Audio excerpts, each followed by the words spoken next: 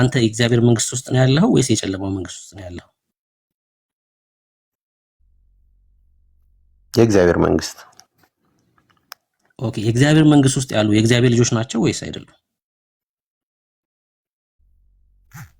ናቸው። የእግዚአብሔር ልጆች የዘላለም ሕይወት አላቸው ወይስ የላቸው? የዘላለም ሕይወት ለማግኘት ስልጣኑ አላቸው። ነገር ግን ስራና እምነት አንድ ላይ ሊያደርጉ ይገባል።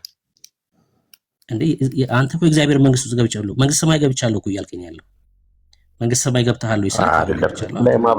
እሱ ላይ ማብራሪያ ልስጥልህ። ኢየሱስ ክርስቶስ ተሰቅሎ እንዳዳነን ለሰው ልጆች ሲል ወርዶ እንዳዳነን አምናለሁ። እሱ ማመን ነው አይደለ? እሱ እምነት ይባላል። ከዛ በኋላ ግን ለማስቀጠል መንግስት ሰማይ ማብራሪያ ስለሚያስፈልገው ነው። ገብቶኛል። እሺ የኔን ጥያቄ ግን መልስና ከዛ አብራራ። መንግስት ሰማይ ገብታል ወይስ አልገባም? ገባኝ። ስትሬት ከመለስኩልህማ ምንም ሴንስ ስለማይሰጥ ነው። እኮ መልሳ አብራራው። አሁን ብለህ እኮ ምን ማለት ልክ ነው። አንተ በሄድክበት አውድ እኮ ልክ ነህ፣ ተረዳኝ። ነገር ግን የዘላለም ሕይወት የሚያሰጠው ግን ዝም ብለህ አሁን ለምሳሌ ኢየሱስ ክርስቶስ አንድ ያድኖናልና ለዘላለም ድነናል የሚልም ደግሞ አይደለም ሐሳቡ። ስለዚህ እምነትን ከዛ በኋላ እናወራለን፣ እሱ ላይ ስራው ላይ መተን እናወራለን። አሁን አንተ ግን መንግስት ሰማይ ገብታል ወይስ አልገባህም? አሁንማ መንግስት ሰማይ አይደለሁም። መንግስተ ሰማያት ነው ወይ የምትለኝ ከሆነ አይደለሁም፣ ግን ይቻላል የእግዚአብሔር መንግስት ነች። ኦኬ፣ መንግስት ሰማይ ማለት የእግዚአብሔር መንግስት ማለት ነው አይደለ? ኦኬ፣ በዛ መንገድ ከሆነ መንግስተ ሰማያት አልገባሁም፣ ምድር ላይ ነኝ ገና።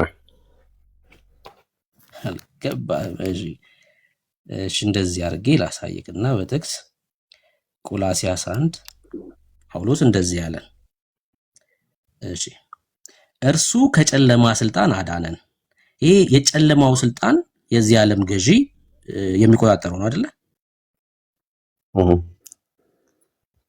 አይደለ? ይሄ የጨለማው ስልጣን ማለት የዚህ ዓለም ገዢ የሚቆጣጠረው ነው።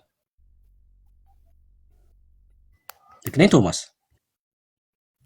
ቀጥል እስቲ። አይ መልስልኛ፣ የተግባባን እንድንሄድ ነው።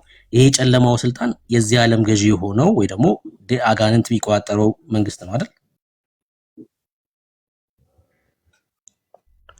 እንደ ስራህ ነው። አጋንንት የሚቆጣጠረውም አይደለም፣ የእግዚአብሔርም ስልጣን አለበት አይደል? እንዴ የጨለማውን መንግስትማ ለአጋንንት ብቻ አልሰጠንም። የኔ ጥያቄ የጨለማውን መንግስት የሚቆጣጠረው የኔ ጥያቄ የጨለማውን መንግስት የሚቆጣጠረው ማን ነው? እሺ አሁን ደግሞ በሌላ ጥቅስ ላስረዳ። ሁሉንም እግዚአብሔር ነው።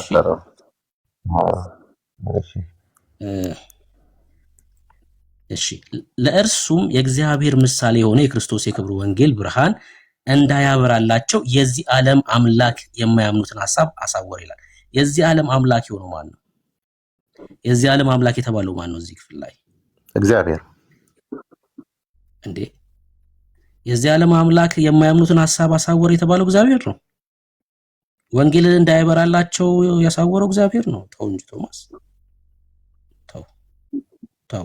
ተው ቶማስ፣ እግዚአብሔር አይደለም። እሺ ሐሳብም ምንድነው ማለት? ሐሳብን እስቲ በግልጽ ንገረኝና ወይ ሐሳቤንማ ሁለቱን መንግስታት እንችላለን። አሁን ስራና ምግባር ላይ ነበር እያወራን የነበረው። ስራና ምግባር ላይ ነበር እያወራን የነበረው። ሐሳቤማ እኮ ግልጽ ነው። ሁለቱን መንግስታት እያሳየውክ ነው። ይኸው አንደኛው መንግስት ይሄ ነው። ይኸውልህ ለእነርሱም የእግዚአብሔር ምሳሌ የሆነው የክርስቶስ የክብሩ ወንጌል ብርሃን እንዳያበራላቸው የዚህ ዓለም አምላክ የማያምኑትን ሐሳብ አሳወረ ይላል። የዚህ ዓለም አምላክ የተባለው ማን ነው ነው ቶማስ ጥያቄ። ወንጌል ብርሃን የዚህ ዓለም አምላክ አሁንም እደግምልሃለሁ ኢየሱስ ክርስቶስ ብቻ ነው። አሁን ታዲያ ከቶማስ ጋር ነው የምንወያየው? እሺ ያሳዝናል። በቃ ጥያቄ ብቻ ጠይቀኝ እና ምን መሰለህ አንተ በራስ መንገድ በቆፈርከው መንገድ እኮ እንድገባ እያስደረገኝ ስለሆነ ነው። ለዛ ነው ቆፍረ ገባህ እኮ ነው። ምን ቆፍረዋለሁ ወዳጅ? እኔ እውነተኛውን የእግዚአብሔርን ሐሳብ ላሳይ እየታገልኩ ነው ያለሁት። ወንጌል ብርሃን አሁን እኮ እንዳያበራላችሁ ክርስቶስን ከእምነትና ሰውራችሁ። ከምግባር ጋር ምን ያገናኘዋል ብዬ እኮ ነው። ሁለት ኪንግደም አለ። አንደኛው በሰይጣን የሚመራው ኪንግደም ነው። እኛ እሺ የኛን እኔ ላሳይ የፈለኩትን ላሳይና አንተ ብቻ ጠይቅ ብቻ እሱ ልመልስልህና ጌታ እንዲረዳ እንጸልያለን። በቃ ምን እናደርጋለን? እርሱ ከጨለማ ስልጣን አዳነን። ይሄ የጨለማው ስልጣን የዚህ ዓለም ገዢ ሆኖ የሚቆጣጠረው ነው፣ አጋንንት ማለት ነው። ከዛስ ቤዛነቱንም እርሱንም የኃጢአት ስርየት ወዳገኘንበት ወደ ፍቅሩ ልጅ መንግስት አፈለሰን ይላል። አሁን እኛ ይኸውልህ ኪንግደም ቀይረናል። የፍቅሩ ልጅ መንግስት የእግዚአብሔር መንግስት ነው። እኛ ወደዚህ ፈልሰናል። ከየት? ከጨለማው ስልጣን። ይሄን ላሳይ ላግዝህ ስለፈለኩኝ ነው። አሁን አንተ ጠይቅና የአንተን ጥያቄ ልመልስ ወንድም አለ። ኦኬ እኔ ያው ያዕቆብ መልእክትን እንትን በሉልኝ ነው እስቲ አስማሙልኝ ነው። ያዕቆብ መልእክት ምዕራፍ 2 ቁጥር 14 ላይ ከማን ጋር እናስማማለን? ቀደም ኤፌሶን ላይ ይመስለኛል አንድ ጥቅስ አውጥቶ እምነት ብቻ ያድናል እያለኝ ነበረ። እውነት ነው። መጽሐፋችን እምነት ብቻ እንደሚያድን ነው የሚናገረው። ትክክል ነው። ያዕቆብም እምነት ብቻ እንደሚያድን የሚያምን ወንድማችን ነው። ሶቲ እዚህው ቁጥር 14 ምንድን ነው ጥያቄ? ስራ ያድናል አለ ያዕቆብ? አዎ ከ14 አንብበው 14 ወይ እስከ 17 ወንድሞች ሆይ እምነት አለኝ የሚል ስራ ግን የሌለው ሰው ቢኖር ምን ይጠቅመዋል? እምነቱስ ሊያድነው ይችላልን? ወንድም ወይም እህት ራቁታቸውን ቢሆኑ የዕለት ምግብን ቢያጡ ከእናንተም አንዱም በደህና ሂዱ እሳት ሙቁ ጥገቡን ቢላቸው ለሰውነት ግን የሚያስፈልጉትን ባይሰጧቸው ምን ይጠቅማቸዋል? ለነዚህ እህት ወንድም ለተባሉት ማለት ነው። እንዲሁም ስራ የሌለው እምነት ቢኖር በራሱ የሞተ ነው። ይኸው እስከ ቁጥር 17 ስራ ያድናል የሚል ሐሳብ የለውም ያዕቆብ እኮ። እምነት ያለ ስራ ግን የሞተ ነው ነው። አዎ ምን ማለት ስራ የሌለው እምነት የሞተ ነው ማለት ራሱ የሞተ ነው ማለት እምነት ያለ ምግባር የሞተ ነው ማለት ነው። እዛኛው ላይ ደግሞ እምነት ያድናል ይላልና አስማምታችሁ እስቲ ንገሩ ነው። እውነት ነው። ምን እያለ ነው መሰለ? እንደዚሁ ስራ የሌለው እምነት ቢኖር በራሱ የሞተ ነው። የሞተን የተባለው ምኑ ነው ቶማስ? የሞተን የተባለው ምኑ ነው? ሐሳቡ እንድትረዳው ማለት ነው። ስራ የሌለው እምነት ነው የሞተው። ስራ የሌለው እምነት ወይም እምነት ያለ ስራ የሞተ ነው ወይም ያለ ምግባሩ እምነት ያለ ስራ ከንቱ ነው ማለት ነው። ጥያቄ እምነቱ ነው። እምነቱ ሞተ ማለት ያው ከእግዚአብሔር ኪንግደም ወጣ ማለት ነው። እሺ እምነቱ የሞተ ነው ማለት ከኪንግደሙ ትወጣለህ ማለት ሳይሆን የሞተ እምነት ያለው ሰው አልዳነም ማለት ነው። በደንብ ስማኝ። ሰው የሞተ እምነት ካለው ይድናል ወይስ አይድንም? በሞተ እምነት አንድ ሰው መዳን ይችላል? አይድንም። ቴንክ ዩ። አይድንም። ሶ እምነት አንድ ሰው አመኛለሁ ብሎ እየተናገረ ለሰዎች የክርስቶስ ተከታይ ነኝ እያለ ነገር ግን ስራ ከሌለው ይሄ እምነት አለኝ የሚለው ሰውዬ ስራ የማይኖረው ከሆነ የሞተ እምነት ነው ያለው። ሶ በአንደበቱ ላይ ነው እንጂ ኢየሱስ ያለው እውነተኛ እምነት ስለሌለው ወደ ክርስትና አልመጣም፣ ወደ ህይወት አልመጣም። ወደ ህይወት ስማ ቢመጣ ምን ይሆናል ማለት ነው? በስራ ይገለጣል። እውነተኛ እምነት ፍሬ ስላለው ማለት ነው። ያዕቆብ እያለ ነው ያለው በስራ ትድናለህ ሳይሆን እውነተኛ እምነት ያለው ሰው ፍሬ አለ ነው እያለ ነው ያለው። እውነተኛ እምነት እስከሌለ በስራ ስለማትገለጥ አንዴ ቆይ ልጨርስላ ወንድም አለ። እውነተኛ እምነት ከሌለክስ ስራ በሰው ፊት የሚታይ ስራ የለውም። ለዛ ነው እኮ አሁን እዚህ ጋር ምን ይላቸዋል? ወንድም ወይ እህት ራቁታቸውን ቢሆኑ አንተ እኮ ክርስቲያን ነኝ እያልክ ታወራቸዋለህ። ከዛስ ምግብ ቢያጡ ከእናንተ አንዱም በደህና ሂዱ እሳት ሙቁ ጥገቡን ቢላቸው ለሰውነት ግን የሚያስፈልጉትን ባሰጧቸው ምን ይጠቅማቸዋል? አንተ ክርስቶስን አምናለሁ ተከታይ ነኝ ብትል ማለት ለነሱ የሚታይ ፍሬ ከሌለው ህይወት ከሌለው ምን ይጠቅማቸዋል? ምክንያቱስ አልተመለከቱም። የክርስቶስን ህይወት በአንተ ላይ አላዩም። በአንተ ላይ እስካላዩ ድረስ የክርስቶስን ህይወት የአንተ እምነት ደግሞ ምንድነው? የሞተ ነው። አልዳንክም። ብትድንስ በክርስቶስ ኢየሱስ ያሉ ፍሬ ስለሚያፈሩ ለእነዚህ ሰዎች መልካም አድርገህ ታሳያለህ ነው። በአንተ ላይ መልካም ህይወት ይገለጣል እያለን ያለው ያዕቆብ ቶማስ። እሺ ስራ ለአንተ ምንድን ነው ብሩክ? ይሄን መለስኩልህ። አሁን ጥያቄ እዚህ ክፍል ላይ ያለው ተመለሰልህ? አይ አልተመለሰልኝ። ማለት አሁን ስራ የምትለው ነገር አሁን ለምሳሌ አስማሙልኝ እምነቱን እያልክ ስለነበር ተስማማለህ። በስራ ባያል አይ አልተስማማልኝም። ቃል በቃል ስራ የሌለው እምነት ቢኖር የራሱ የሞተ ነው ስለሚል፣ ግን አንተ የመለስክልኝ መልስ ምንድን ነው? እምነት ዝም ብሎ በአፍ ቢሆንና ነገር ግን በስራ የማያግዘው ከሆነ የሞተ ነው ነው እያልከኝ ያለው። እና ስራ ለአንተ ምንድን ነው? ወይም አንተ አሁን ለምሳሌ እምነት አለ አይደለ? አላልኩም። ያላልኩትን እምነቱን በስራ ቢያግዘው አላልኩም። ኦልሬዲ የሞተ እምነት ነው። ይኸውልህ አንድ ነገር ማስተዋል ያለብህ ስናገር በስርዓት በደንብ ከሰማኸኝ፣ እምነት የሞተ ነው ከተባለ ኦልሬዲ ህይወት የለውም ማለት ነው። የሞተ እምነት ማለት ይሄ እምነት ማለት ነው። አንብበው እምነት ያለ ስራ እኮ ነው እያለ ያለው። አንብበው። እምነቱን ብቻ አይደለም፣ እምነቱ ያለ ስራ የሞተ ነው እንጂ እምነት ብቻ አይደለም የሞተ ነው የሚለው። እምነቱ ምንድን ነው? እምነት ኖሮ ስራ ባይኖርህ እያለህ ነው። በሌላ ቋንቋ እምነት ኖሮ ስራ ባይኖርህ ከንቱ ነው። በቃ እምነት ኖሮ ይኸውልህ፣ በሌላ ቋንቋ ልግለጽልህ። እምነት ኖሮ ስራ ከሌለህ ከንቱ ነው፣ አትድንም ነው እያለ ያለው። ቅድም እያዳመጥክ ነበር የምታወራው። አሁን የያዝከው እውቀት እየፈረሰ ስለሆነ አለመስማት ምናምን ጀመርክ። የኔ ቅድም ስጠይቅህ የሞተ የተባለው ምን ነው ስልክ ቃል በቃል እየተናገረው 17 ላይ እኮ አሁንም ይኸውልህ በቃ ነርቨስ መሆን ጀመርክ ምናምን። አሁን ሰው ፕሮግራም የሆነው ነገር መፍረስ ሲጀምር በቃ ነርቨስ ምናምን ይሆናል። አሁንም ተረጋጋና ስማኝ።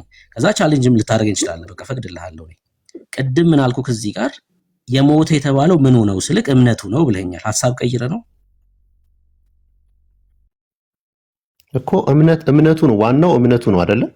እምነቱ በስራው ቢደገፍ እያለ ነው ዋናው ሳይሆን የሞተ ያዕቆብ የሞተን ያለው ምኑን ነው? እዚህ ክፍል ላይ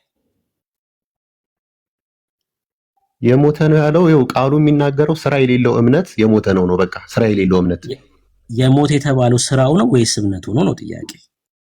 እምነትን ያስቀደምኩልህ ለምንድን ነው? እምነት ስለሚቀድም ነው። መጀመሪያ ማመን ስለሚቀድም። እኔ ምን ይቀድማል አይደለም ጥያቄ። ያዕቆብ የሞተን ያለው እምነትን ነው ስራን ነው ነው ጥያቄ። እኔ ምን ይቀድማል አይደለም ጥያቄ። ያዕቆብ እዚህ ክፍል ላይ በጣም እኮ ግልጽ አማርኛ ነው። ካሁን እንደዚሁም ስራ የሌለው እምነቱ ስራ ከሌለው የሞተ እምነት ነው። ቁጥር 14 ላይ እንደዚህ እኮ ነው እያለ ያለው። ወንድሞች ሆይ እምነት አለኝ የሚለው ማን ነው?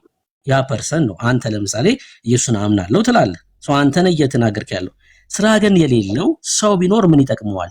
እምነቱስ ሊያድነው ይችላል? ጥያቄ እየተነሳ ያለው በያዕቆብ መልእክት ላይ እምነቱ ላይ ነው። ለምን እምነት ላይ ጥያቄ ተነሳ ማለት ፍሬ ስላላፈራ ኩዌሽን እዚህ ጋር ያለውን አይነት እምነት ነው ያለው ይሄ ሰውዬ ማለት ነው። ይኸውልህ እግዚአብሔር አንድ እንደሆነ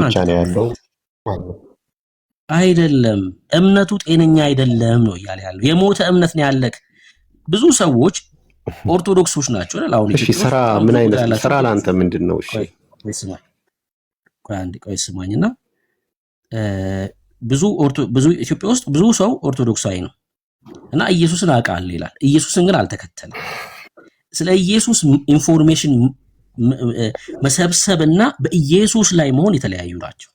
አሁን ያዕቆብ እያለ ያለው ኦርቶዶክሳውያን ያላቸውን እምነት ነው እየተናገረ ያለው። ለምሳሌ ስለ ክርስቶስ ኢየሱስ ስበኩን ሲባሉ ከበሮ ይሰብካል፣ ጉልላቱ፣ በሩ ምናምን ይላሉ። የክርስቶስ ኢየሱስ ህይወት ተካፋይ ሆነዋል? በጭራሽ አይደለም። ኢንፎርሜሽን ግን አላቸው። ልክ እሱ ማለት ነው ይሄ የሞተ እምነት። ይኸውልህ እግዚአብሔር አንድ እንደሆነ አንተ ታምናለህ፣ መልካም ታደርጋለህ፣ አጋንንት ደግሞ ያምናል ይንቀጠቀጣሉ ይላል። ይሄ የሞተ እምነት ማለት ልክ የአጋንንቱ እምነት ነው። የአጋንንት እምነት እንደማያድነው ሁሉ የሞተ እምነትም አያድንም። ባለመዳኑ ምክንያት ደግሞ ምን የለውም ማለት ነው? ስራ የለውም። የዳነ ስለሆነ መልካም ህይወት ያለው ገብቷል። እሱን ነው ያዕቆብ እየሞገተ ያለው። እሺ ብሩኬ ማለት እሺ ሌላ ልስጥ እስቲ ሌላ ማርቆስ 10:17 ላይ ሂድን። ሌላ ምሳሌ ልስጥ እኮ ይሄን ጨረስክ? ይሄ ካላግባባ ይሄ እዚህ ጋር በቃ ይሄንን ያው ባለ መግባባትም ቢሆን ጊዜ ከምንገድል እኮ እኔ ካልመለስኩልህ አንተን ደግሞ ልጠይቅህና አንተ ደግሞ መልስልኛ። ችግር የለውም፣ ቀላል ነው። እሺ እኔ ደግሞ ልጠይቅህ እዚሁ ክፍል ላይ እሺ ጠይቀኝ። መልካም እሺ።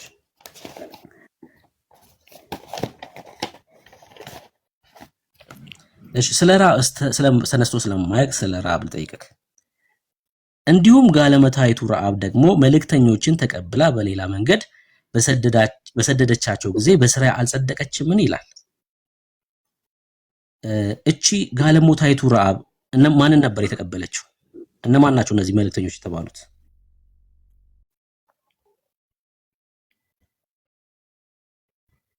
እኔ እንጃ እሱ ላይ አይዲያው የለኝም። አስረዳኝ አንተ። ምን ስላደረገች ነው? አይ ሌላ ልጠይቅህ ነው። እስካሁንማ እኔ ስመልስ ስለነበር እዚሁ ክፍል ላይ ደግሞ ያዕቆብ ካነሳቸው ምሳሌዎች መካከል አንደኛዋ ረዓብ ናት፣ ሁለተኛው ደግሞ አብርሃም ነው። አንደኛዋን ብዙ ጊዜ ስለማይነሳ የረዓብ ልጠይቅህ ብዬ ነው። አላቃቸውም ብለሃል። የጨርስና ወይ ተጠይቀኛለህ? ምን ጥያቄህን ነው? ቆይ እኔ ልጨርስና ጠይቀኛለህ ወይ? እኔ ጥያቄህን ነው የምጨርሰው እኮ እዚሁ ክፍል ላይ ሌላ ክፍል የምትሄድ ከሆነ እምነትና ያው ነው አንድ ሀሳብ ስላለው ነው። ይህንኑ ሀሳብ ነው የሚያንጸባርቀው። አይ እዚህ ክፍል ላይ ከሆነ ጠይቀኝ፣ ሌላ ክፍል ላይ ልትሄድ ከሆነ እዚህ ጋር ጨርሰን እንሄድ ነው እያልኩ። ያዕቆብ ሳይሆን ሌላ ማርቆስ ላይ እኮ እንሄዳለን። ይሄንን ጨርስና እንሄዳለን አልኩህ እኮ ፈቃደኛ ነኝ። ልጠይቅ ነበረ የገባሁት ዛሬ። አሁን ልረዳ ነው የገባሁት። እንጂ አትመልስም። ምክንያቱም ያው እዛኛው ላይ ስላልተግባባን ወደዚህ ወደታች ወርደን እንትን ብንልም ዋጋ የለውም። እዛችኛዋ ላይ ዋናዋ ላይ በቃ ማለት በ4 ነጥብ ዘግቶታል ብዬ ነው እዛ ጋር። እሺ ኦርቶዶክስ ነህ አይደል አንተ? እና ስራ የምትባለው ነገር ላይ እንድታብራሩልኝ ፈልጌ ነበር። ማለት ለራሴ ኖት እየወሰድኩ ነበር እዚህ ጋር የምታወሩትን ምናምንና እኮ ስማኛ እንዴ ኦርቶዶክስ ነህ አይደል? ኦርቶዶክስ ነህ። ናይስ። የዘላለም ሕይወት የለኝም። ብዙም እውቀቱ ያለኝ ኦርቶዶክስ አይደለሁም። ባለችኝ እውቀት ነው የምጠይቃችሁ። ለዛ ነው ችግር የለውም። ለመረዳትም ጭምር ነው የገባው። ይሄን ብቻ ቼክ ላድርግና አንተ ትጠይቃለህ። ቀጣዩን ሌላ ጥቅስ ጋር ይደላል። እሺ ኦርቶዶክስ ነኝ ብለኸኛል። በኦርቶዶክስ ብርሃን አለ። ኢየሱስ ብርሃናችሁ ነው በኦርቶዶክስ? አዎ በሚገባ። እሺ ተክለ ሃይማኖትስ ብርሃን ነው?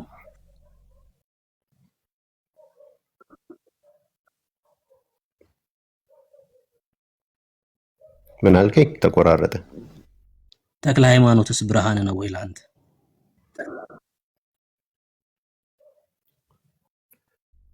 ተክለ ሃይማኖት የወንጌል አርበኛ ናቸው። ክርስቶስ የመረጣቸው ሰማዕት ናቸው። አንተ ብርሃን ነው ወይ ነው ጥያቄ?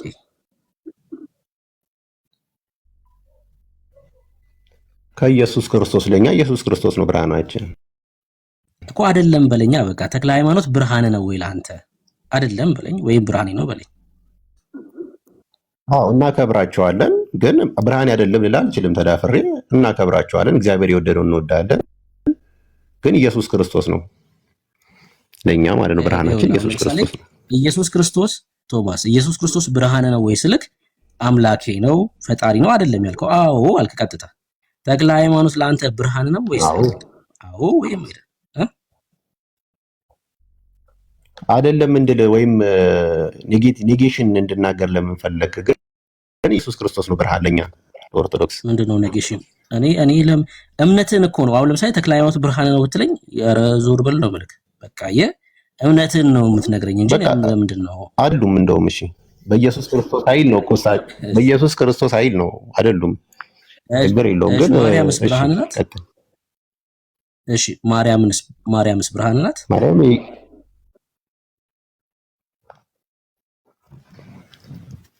ማርያም ኢየሱስ ክርስቶስ እናት ነች። አልጠየኩም። ብርሃን ናት ነው ጥያቄ። ይሄን ነው ልነግርህ የምችለው። አዎ ብርሃን ናት። ኦኬ ማርያም ብርሃን ናት። እሺ አንተስ ብርሃን ነህ? አዎ አንተ ብርሃን ነህ? ጨለማ አይደለሁም። እሺ ጨለማ ነህ? ጨለማም ብርሃንም አይደለሁም፣ ፍጥረት ነኝ፣ የእግዚአብሔር ፍጥረት ነኝ። እንዴ ታዲያ ተክለ ሃይማኖትና ማርያም የእግዚአብሔር ፍጥረት አይደሉም እንዴ? ጥያቄ እኔ የእግዚአብሔር ፍጥረት ነው ወይስ አይደለም አይደለም።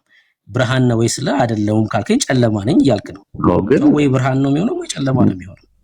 ድንግል ማርያምና ተክለ ሃይማኖት በጣም ይለያያሉ። አይ ስለ አንተ ብርሃን ነው ወይ ነው ጥያቄ። እኔ ብርሃን አይደለሁም። ሰው ብርሃን ካልሆንክ ጨለማ ነህ ማለት ነው። ኖ እኔ የእግዚአብሔር ፍጥረት ነኝ። እኔ ማለት ብርሃንም ጨለማም አይደለሁም፣ የእግዚአብሔር ፍጥረት ነኝ። ክርስቲያኖች ብርሃን ናችሁ። እዚህ ውስጥ ያላችሁ ክርስቲያኖች ብርሃን ናችሁ። አሁን እንደዚህ አይነት ነገር ሳነሳ እንድታስተውሉ የምፈልገው ጌታን እንድታመሰግኑ ነው። እሺ በእውነት ነው የምላችሁ፣ ያዳናችሁን ጌታ እንድታመሰግኑ ስለምፈልግ ነው። ከምን አይነት ስፍራ እንዳመለጥን እንድታቁ ነው። ክብር ለእግዚአብሔር እንድሰጡ ነው። እሺ እንደዚህ አይነት ነገር ማነሳው ማለት ነው። አቤት አይገርምም? ይኸው ብርሃን ነን ይላሉ። ደፋሮች ናቸው አይደል? በስመ አብ እግዚአብሔር ይመስገን። ይኸው ብርሃን ነን ይላሉ። አይ ጴንጤው እንዳለ ከታች አዎ ይላሉ። እሺ አሁን አንተን የምጠይቀኝ ክብር ለኢየሱስ ይሁን። በቃ አንተ ያልከውን ጥቅስ እናወጣለን።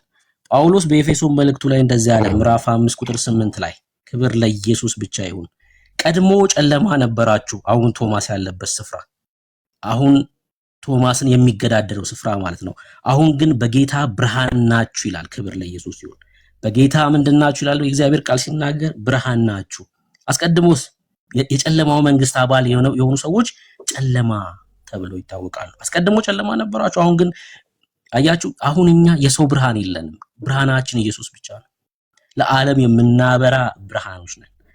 አሁን ግን በጌታ ብርሃን ናችሁ። አሁን እኛ ወዱ ማስቀጠል አለብህ ነው ብርሃን ለመሆን ብሩኬ። ምን መሰለህ ይኸውልህ፣ በዚህ ላይ ራሱ ልንገርህ፣ ብርሃን ለመሆን ብርሃን ሆነ ለመቀጠል እግዚአብሔር የሰጠን ብርሃን እያበራህ ለመቀጠል በስራና በእምነት መበርታት አለብህ ነው። ስላመንክ ብቻ አይደለም ነው። እኔ አንድ ጥያቄ ልጠይቅህ።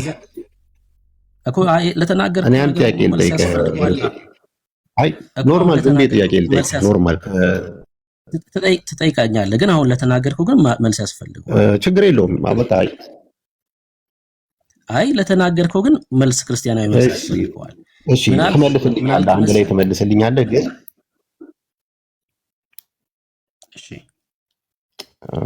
እሺ አንድ ላይ ትመልስልኛለህ ግን እንገረና እምነት።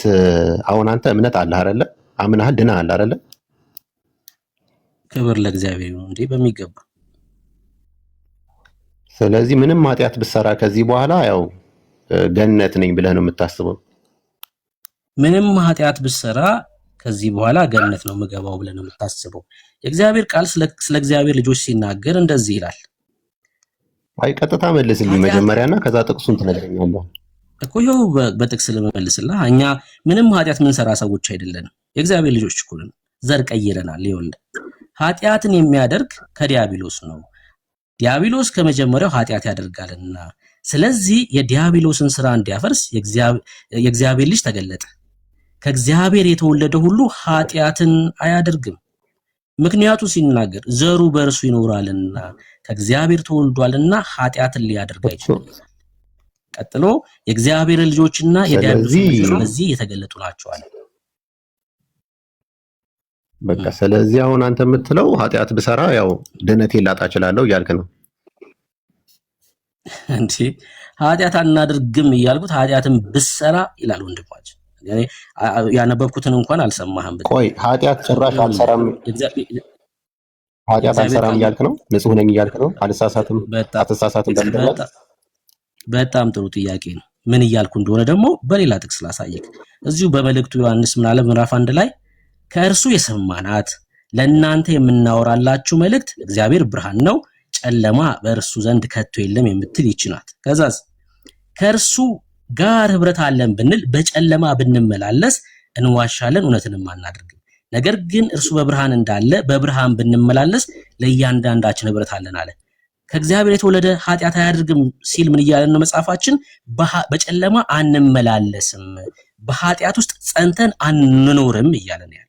አየህ ኃጢአት አልሰራም ስለዚህ አመፀኞች እኮ ስማኛ ብለህ ምን ቃሉን ካልሰማው በትክክል ልትረዳኝ አትችልም። በቅንነት ከሆነ እየጠየቀኝ ያለው እኔ በቅንነት ግን ዝም ብለህ በሐሳብ ብትነግረኝ በደንብ እንግባባ ነበር እና ከዛ ወደ ጥቅሱ እንሄድ ነበር።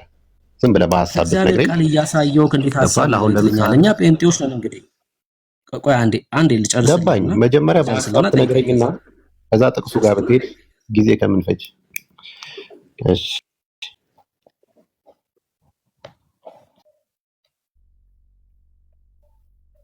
ልቀጥል? እሺ ሚዩት ስላደረክ ማለት ነው።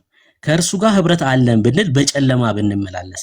ክርስቲያኖች ኃጢአት አያደርጉም ማለት ህይወታቸው የጨለማ አይደለም፣ በኃጢአት ጸንተው የሚኖሩ አይደለም፣ አይወድቁም አይደለም። ይኸውልህ ተመልከት፣ አይስቱም አይደለም፣ አንስትም አንወድቅም አይደለም፣ ግን በጨለማ ግን አንመላለስም። ታዲያ ስትወድቁ ምን ትሆናላችሁ? ታዲያ በመውደቃችሁ ምክንያት ልጠፉ ነው ካልከኝ ደግሞ እዚሁ ጋር ምን አለ ዮሐንስ? ምን አለ? ልጆቹ ኃጢአትን እንዳታደርጉ ይህን እጽፍላችኋለሁ። ማንም ኃጢአት ቢያደርግ ከአብ ዘንድ ጠበቃ አለን፣ እርሱም ጻድቅ የሆነ ኢየሱስ ክርስቶስ ነው። አየህ፣ በአመፅ ውስጥ ክርስቲያኖች አይኖሩም። ግን ኃጢአት ቢያደርጉ ቢወድቁ ምን አላቸው? በአብ ዘንድ አድቮኬት አላቸው። በአብ ዘንድ ስለነሱ ወክሎ የሚቆም ኢየሱስ ክርስቶስ አለ። በኃጢአታችን ምክንያት በመውደቃችን ምክንያት የማንጠፈው ለምንድን ነው? ጠበቃ በሰማይ ስላለን ነው። ዘመድ በሰማይ ስላለን ነው። እኛን ወክሎ የገባ ስላለ ኢየሱስ ማለት ነው። ምን አልኩ ታዲያ? በኃጢአት ጸንተው አይኖሩም ክርስቲያኖች፣ በጨለማ አይመላለሱም። ቢወድቁ ግን የማይጠፉት በአብ ዘንድ ጠበቃ ስላላቸው። ኦኬ። ስለዚህ እንዳልከኝ ከሆነ በጨለማ አንመላለስም። ከኢየሱስ ክርስቶስ ጋር ህብረት ያለን ሰዎች በጨለማ አንመላለስም ወይም ኃጢአት አንሰራም። ነገር ግን ብንሰራም እንኳን ኢየሱስ ክርስቶስ ጠበቃ ሆኖ ኃጢአታችንን ደምስሶ ያሳልፈናል ነው ወይም እንድናለን ነው። አዎ እኛ ይኸውልህ በእግዚአብሔር ፊት አንታይም። በቃ ጠበቃችን ኢየሱስ ክርስቶስ ስለሆነ በኃጢአት ምክንያት ያልጠፋ ነው። ለዛ ነው መጽሐፍ ሲናገር እንደዚህ ይላል። ይኸውልህ በቃ ኃጢአት ብንሰራም ነው እኮ አይደለ? በጨለማ ውስጥ ብንመላለስም አልከኝ። ኃጢአትን ብንሰራም ሰው ነንና ትሰራለህ ኃጢአት አይደል? ኃጢአት ከሰራ በኋላ ኢየሱስ ክርስቶስ ግን ኃጢአትን ደምስሶ ያሳልፈሃል ነው። ዞሮ ዞሮ ወይም ደግሞ ችግር ያለውን እንኳን ማን ያሳልፈሃል ነው የመረዳት እኮ። አሁን ትልቁ ችግር ተመሳሳይ ነገር ነው ያልኩት። ብሩክ እንትን አትበለው። ተመሳሳይ ነገር ነው ያልኩት። ወይም ደግሞ መልስልኝ፣ ቀጥታ የምጠይቀን ጥያቄ ወይ መልስልኝ። እሺ ወይ ጥቅሱን ተወና ቀጥታ መልስልኝ። ወይኔ በተረዳሁት ምናልባት አይሻልም? አሁን ኃጢአት ትሰራለህ አትሰራም? አንተ በምድር ላይ ትሰራለህ አይደል? እንዳረም ፍቀድልኝ ወዳጄ። አንዴ ያልከውን ስህተት ላረምልህ። ችግር የለውም። አንዴ ትሰራለህ አትሰራም አንተ ኃጢአት? እሺ ይኸው ልመልስልህ። ብሩክዬ 30 ሰከንድ። በመጀመሪያ ደረጃ ንጉሱ ይኸውልህ ለማወቅና ለመማር ከሆነ ልብህን ከፍተህ በደንብ አዳምጠው። አንተ የምትጠይቀው ጥያቄ ራሱ ከመለስከው ጋር አብሮ አይደለም። በጨለማ ነኝ ካልክ ሰው በጨለማ ከሆነ እኮ የሚባለው ለመረዳት ራሱ በጣም አስቸጋሪ ነው።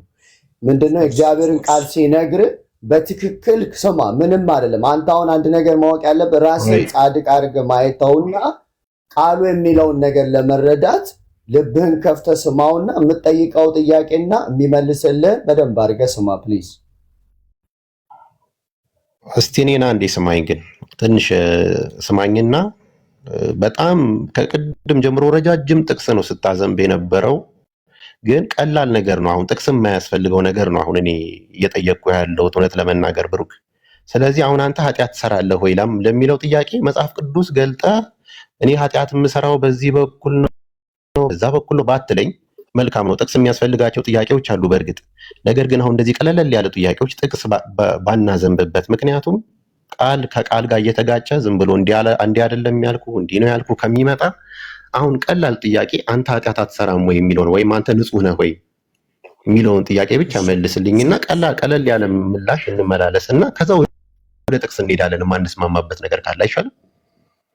መልካም። ይኸው እኔ ኃጢአት አትሰራም ወይ ነው ጥያቄው። አዎ እኔ በኃጢአት ውስጥ ጸንቼ አልኖርም፣ ምክንያቱም የእግዚአብሔር ልጅ ነኝ። የእግዚአብሔር ዘር በእኔ ውስጥ ስላለ ከኃጢአትና ከአመፅ የሚጠብቀኝ ጸጋ ስላለ ማለት ነው። ነገር ግን ልወድቅ እችላለሁ፣ ልስት እችላለሁ። መሳትና በኃጢአት ውስጥ ጸንቶ መኖር ልዩነት አላቸው። ይህን ካልተረዳክ መልሴም ሊገባህ አይችልም። እኔ በኃጢአት ጸንቼ የምኖር ሰው አይደለሁም በጭራሽ። ምክንያቱም የእግዚአብሔር ተመልሶልኛል። በቃ እስታለው ነው። እሺ ጠይቃችሁም ብትመልስልኝ። እሺ ቀጥል። ቀላል ጥያቄ ነው የጠየቁ ብዬ ነው። እሺ ከመለስኩልሽ ቀጥል። እና ኃጢአት ማንኛውም ሰው ይሰራል። መልሰልኛል። እኔ ስለማንኛውም ኃጢአት ማንኛውም ሰው ይሰራል። ምድር ላይ ሆኖ ኃጢአት የማይሰራ እኔ ስለማንኛውም ሰው አይደለም እያወራ ያለሁት፣ ስለ እግዚአብሔር ነው እያወራ ያለሁት። ማንኛውም ሰው ገባኝ። የእግዚአብሔርም ልጆች ሆኖ ይስታሉ፣ ሊስቱ ይችላሉ።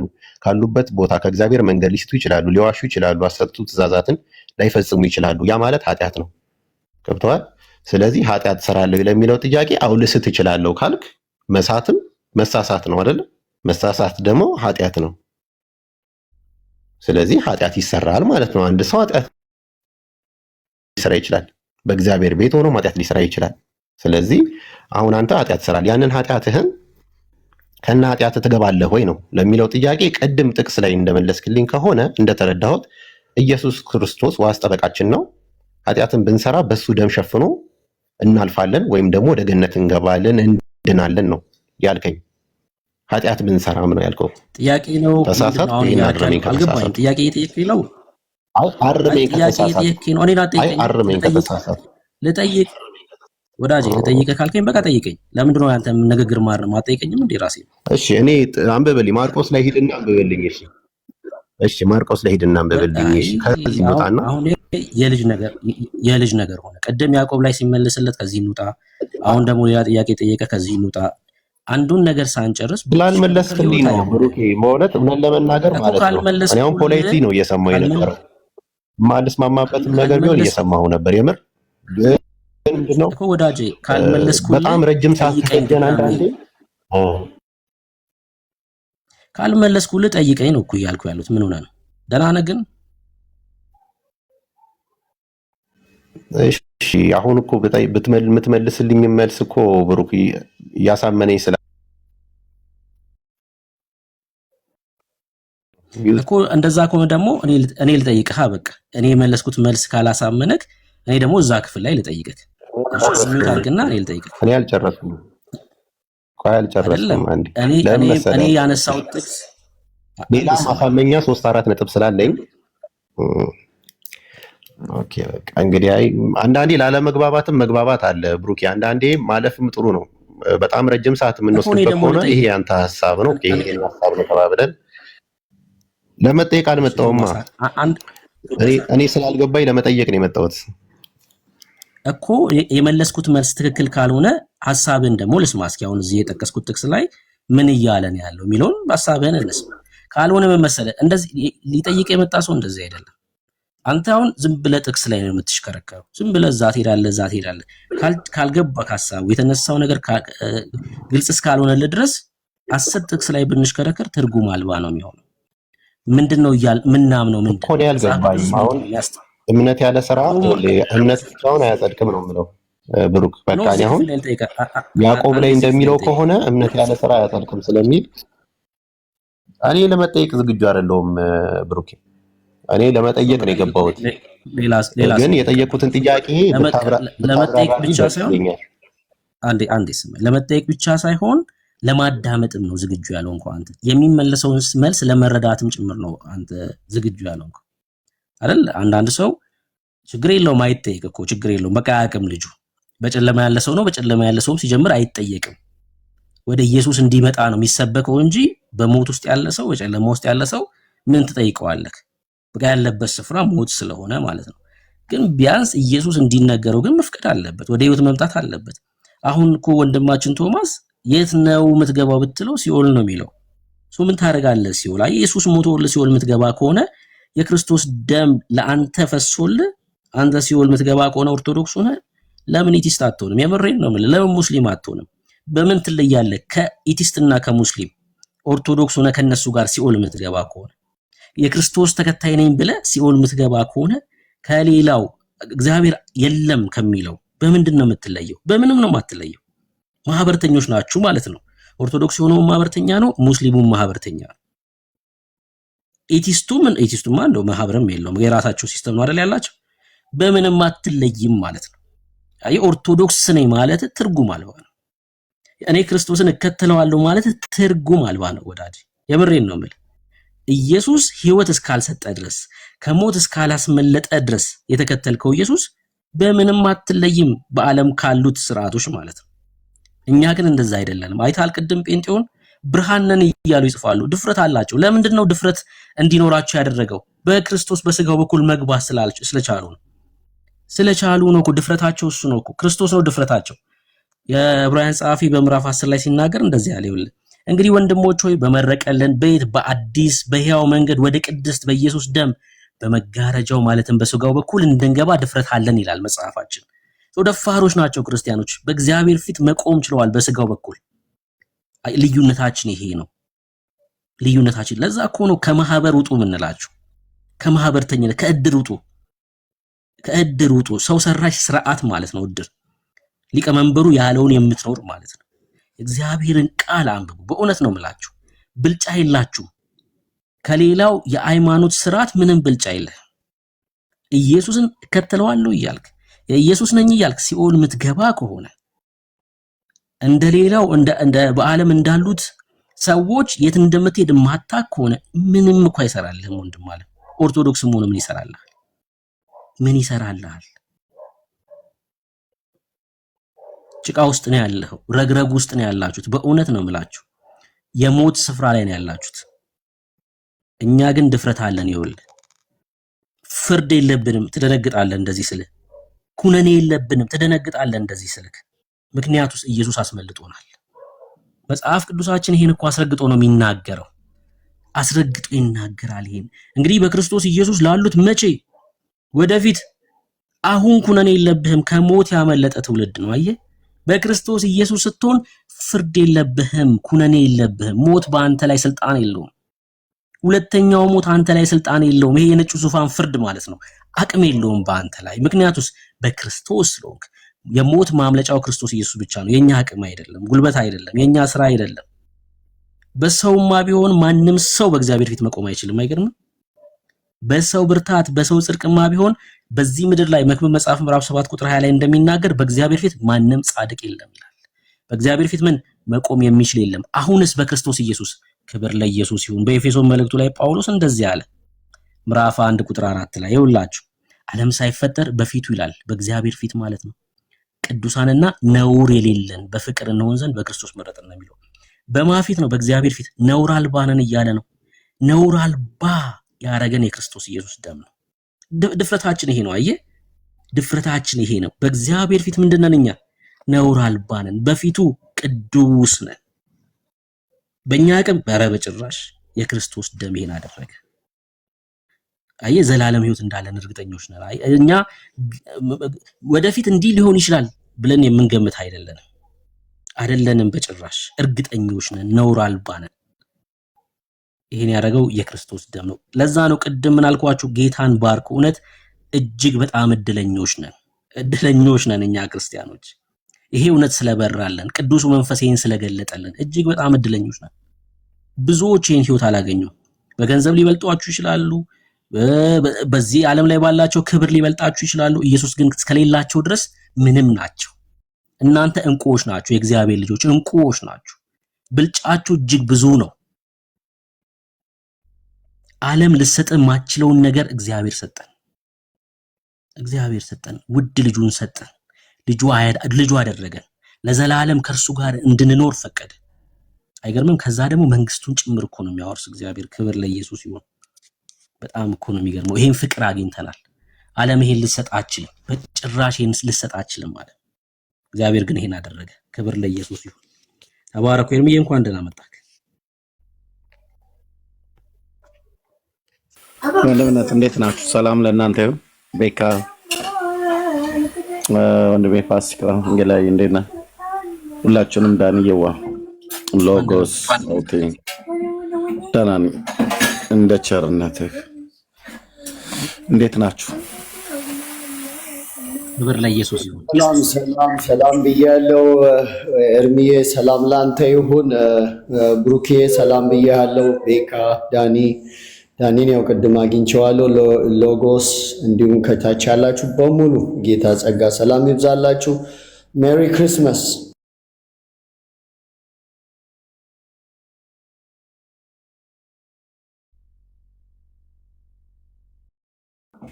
ያ ቴንክ ዩ ፋሲካ። ያ እግዚአብሔር ይባርክ።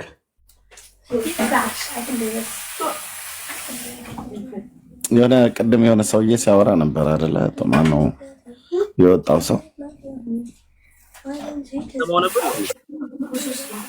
የተወሰነውን ሰምቼዋለሁ ከልጆች ጋር ጫጫታ ስለነበር። የዚህ ዓለም ገዢ የሆነው ሁለተኛ ቆሮንቶስ ላይ ያለው ጌታ ኢየሱስ ነው ብሎ እኮ በቃ በድፍረት ተናገረ። ጌታ ይቀርባል በጣም በጣም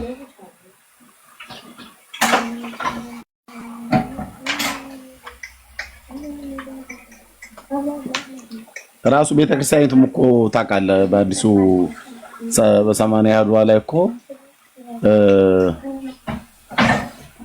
የዚህ ዓለም አምላክ የማያምኑትን ሐሳብ አሳወረ ብሎ የሚለውን ያው ያለውን ታውቃለህ፣ ያለችውን ታውቃለህ አይደል? ኦርቶዶክስ በምን ያህል ቃሉ እንዳጣመመችው እንዲያው በግዕዙ ላይ አዎ በደንብ አዎ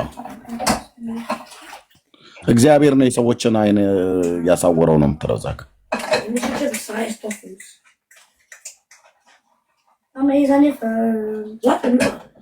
እና ያሳዝናል። የትውልድ መጽሐፍ ቅዱስ አንብቦ የማያውቅ ትውልድ ኦርቶዶክሳዊ ሆኖ መጽሐፍ ቅዱስን የሚያነብ የለም ብዬ አይደለም፣ ጥቂቶች ይኖራሉ። በፐርሰንት ደረጃ 5% መጽሐፍ ቅዱስ የሚያነብ የኦርቶዶክስ አማኝ ካለ በእውነት ኢትዮጵያ ተፈውሳለች። በፍጹም እኮ አያነቡም ወንድሞች እና እህቶች። የእግዚአብሔርን ቃል ብሉይና አዲስ ኪዳንን አንስተው ዓላማዬ ብሎ በቤቱ ቁጭ ብሎ የሚያነብ የለም። ቤተክርስቲያን ሲሄዱ አያስተምሯቸውም። እና ቤት በኩል ያውቃሉ የእግዚአብሔርን ቃል። ይሄን መጽሐፍ ቅዱስ እኮ የሚያነቡት ለዚህ ነው። እኛ ጋር መጥተው አይታችኋል። አንድ ኦርቶዶክስ ቆይ ላንብብልህ ብሎ አንብቦልን አያውቅም። አንብቡልን ነው የሚሉት።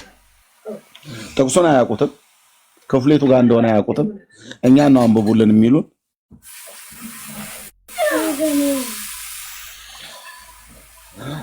መጽሐፍ ቅዱስን አሽቀንጥራ የጣለች ቤተክርስቲያን ህዝቧ የእግዚአብሔርን ቃል መጽሐፍ ቅዱስን እንዲያነብ የማታበረታታ ቤተክርስቲያን ከዛ ይልቅ ከቀን እስከ ቀን ከወር እስከ ወር ከዓመት እስከ ዓመት የሰው ስርዓት የሆኑ ትምህርቶች በቀይ በጥቁር እስክሪብቶ ተጽፈው የተሰጧቸው ጠዋት እህል ሳትበሉ አንብቧቸው ተብለው የሚባሉ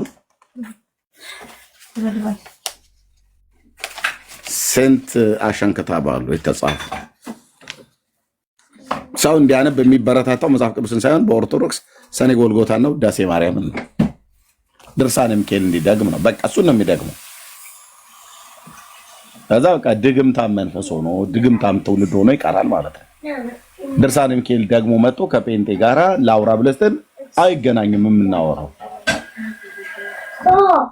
እና እንደው እባካችሁ መጽሐፍ ቅዱስን አንብቡ ኦርቶዶክሳውያን ወገኖች። ጴንጤው ላትገናኙ ነው ትቷችሁ ይሄደው።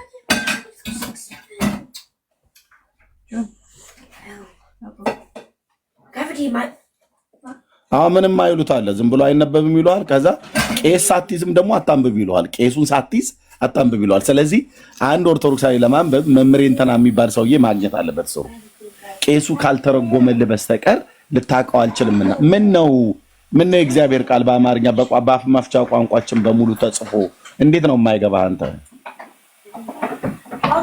ራሱ ቄሱም እኮ መጽሐፍ ቅዱስ እኮ አያነብም።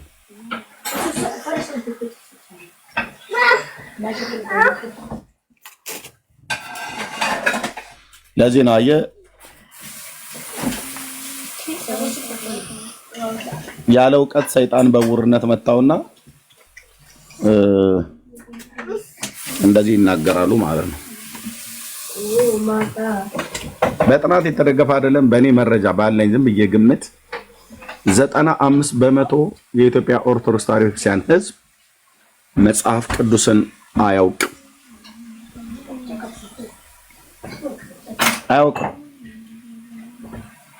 አያነብም። በደመ ነፍስ ነው የሚወጣው፣ በደመ ነፍስ ነው የሚገባው። እኛም ከነሱ መካከል ነበርን።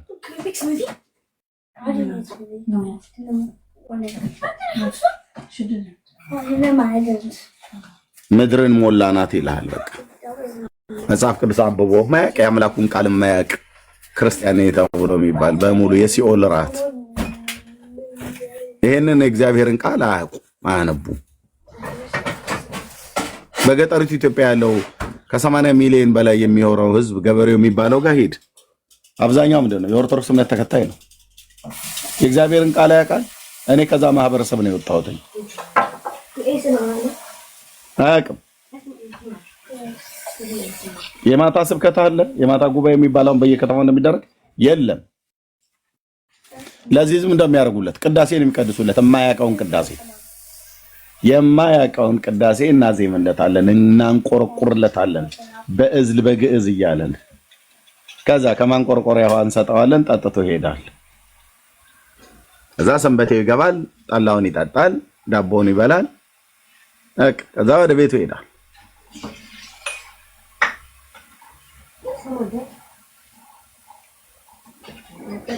በጣም ነው የማዘነው በእውነት።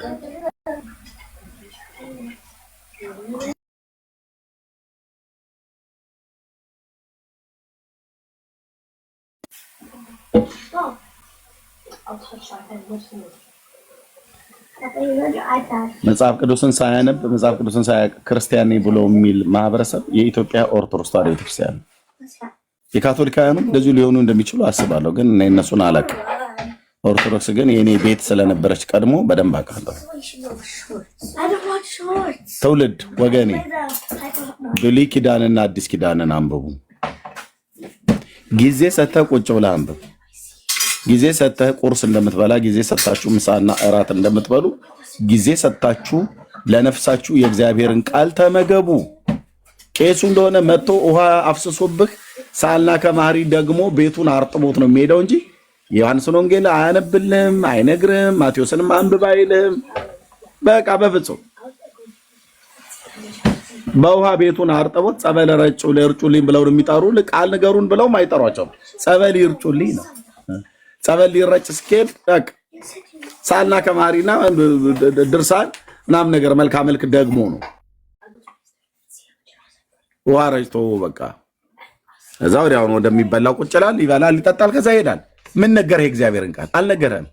ይሄን ጥምጣማም ቄስ ታዲያ ከቤት ማባረርና አለብህ። አንተ ነፍስህ ላይ እኮ ነው ቁማር እየተጫወተ ያለው። የሥላሴ እግዚአብሔር በመልኩና በአምሳሉ የፈጠረ ሰውዬ የአምላክን የእግዚአብሔርን ቃል የማይመግብህ ውሃ እየመጣ የሚረጭ ሰውዬ ምን ያደርግልሃል? እውነቴን ነው የምልህ።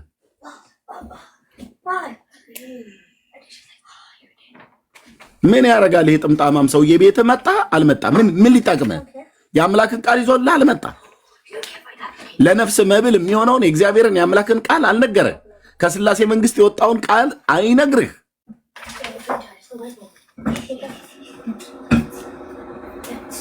እዛው ዳር ነው እንጂ ማስያዝ አለበት።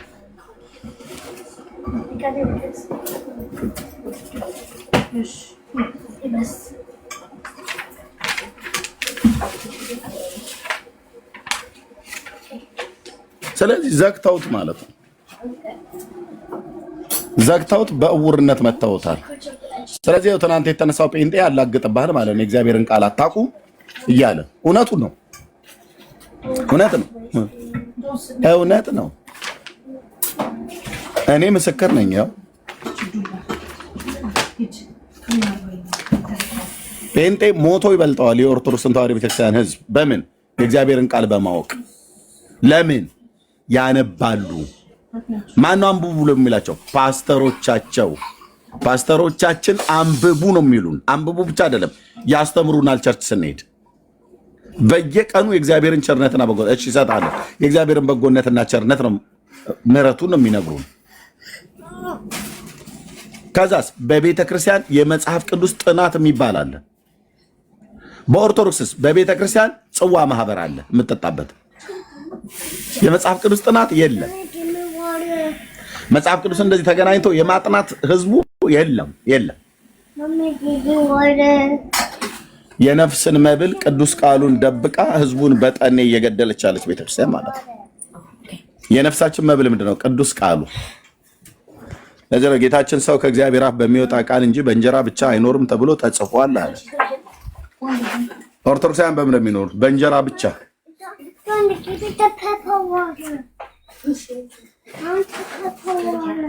እና ፕሊስ በጌታ እንደው በጌታ አለ ለማለት ሃይማኖትን እዛው ይዘህ መጽሐፍ ቅዱስን ግን አንብብ። መጽሐፍ ቅዱስን ያነበበ ኦርቶዶክሳዊ፣ መጽሐፍ ቅዱስን ያነበበ እስላም፣ መጽሐፍ ቅዱስን ያነበበ አይሁድ ምንም አትጠራጠር፣ መጽሐፍ ቅዱስን ያነበበ ሰው ወደ ጌታ ነው የሚመጣው። እና እንላለን። ቴንክ ዩ አይ ቲንክ እንደ ቸርነት ኦርቶዶክስ መሰለኝ እታች ጽፍ ነበረሽ። ቀጥሎ ወድማችን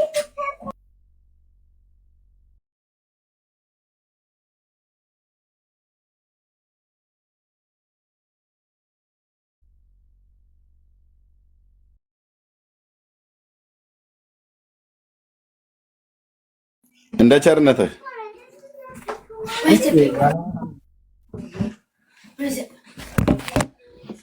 ኦኬ አይሰማላችሁ? ይሰማኛል። እንትን የምትላቸውን ነገር እየሰማው እየገረመኝም ነበረ። ቤት ነው ግን አንዳንዴ ያው እንትን ባትል ጥሩ ነው። ቄስ ጥምጣም ምናምን ነገር ይሄ ነገር የቀረ መስሎኝ ነበር። አሁንም መኖሩን እንጃ አላውቅም። ለአንተም ለማንም አይጠቅምም። ትምህርቱን ታስተምር ካልሆነ ማለት ኤርሚያስ ይሄ ከዚህ በፊት የምታደርጋቸው ነገሮች አልጠቀሙም፣ አሁንም አይጠቅሙም። ቄስ ጥምጣም ምናምን ትምህርቱን ብታስተምር ስለሚጠመጥሙ ነው። ቄሶች አይጠመጥሙ አለቅ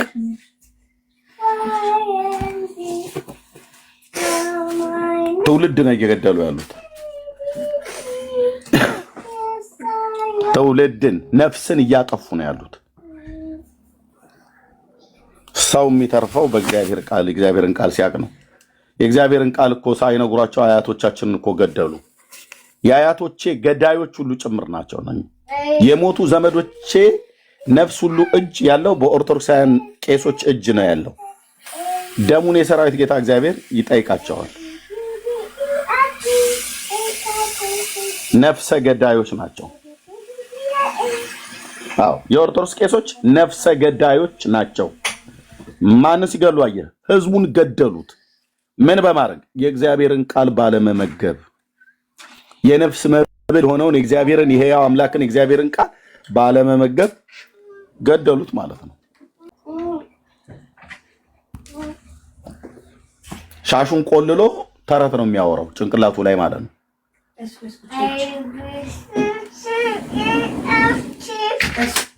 ዛሬ አርሴማ ከሆነች በስመ አብ ወወልድ ወመንፈስ ቅዱስ አሐዱ አምላክ ብሎ የሰማዕቷ በረከት ይደርብንና ብሎ ስለሷ ውልደት፣ ስለሷ እድገት፣ ስለሷ ቤተሰብ ነው። ሁኬርስ እኛ አይመለከተንም።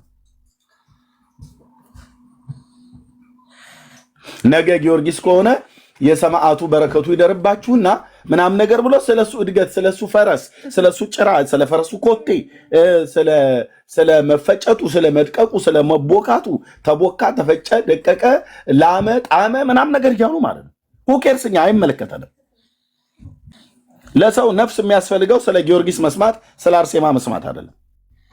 ስለ ሕያው ስለ እግዚአብሔር ስለ አምላክ ቃል ነው እንድንሰብክ የተጠራ ነው።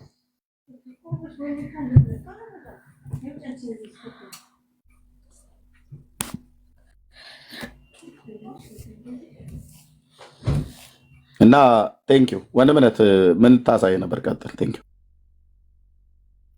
ከነሱ አፍ እንስማው አይደል? እንደዛ ነው የሚሻለው። አሁን አንተ ስትናገር መረራቸው፣ ግን የራሳቸው መምህር ብርሃኑ አድማስ የሚላቸውን እንስማው።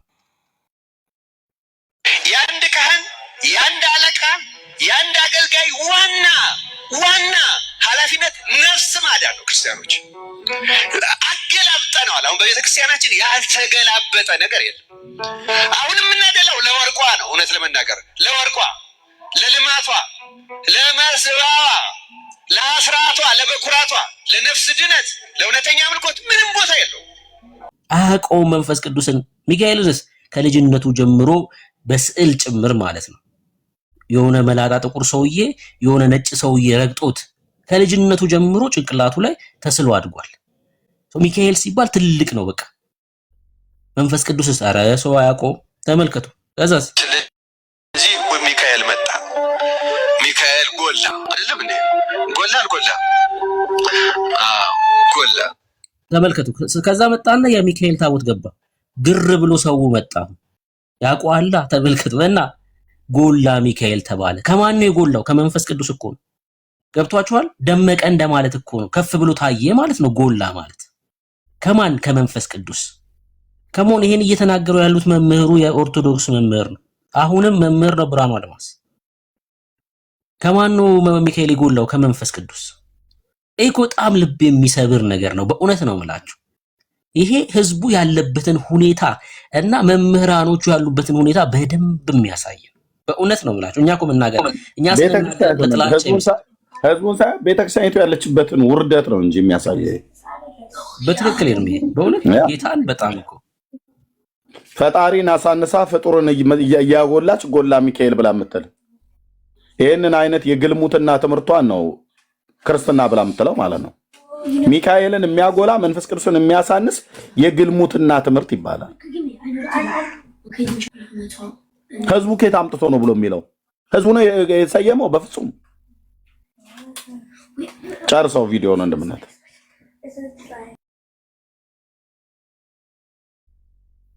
እሺ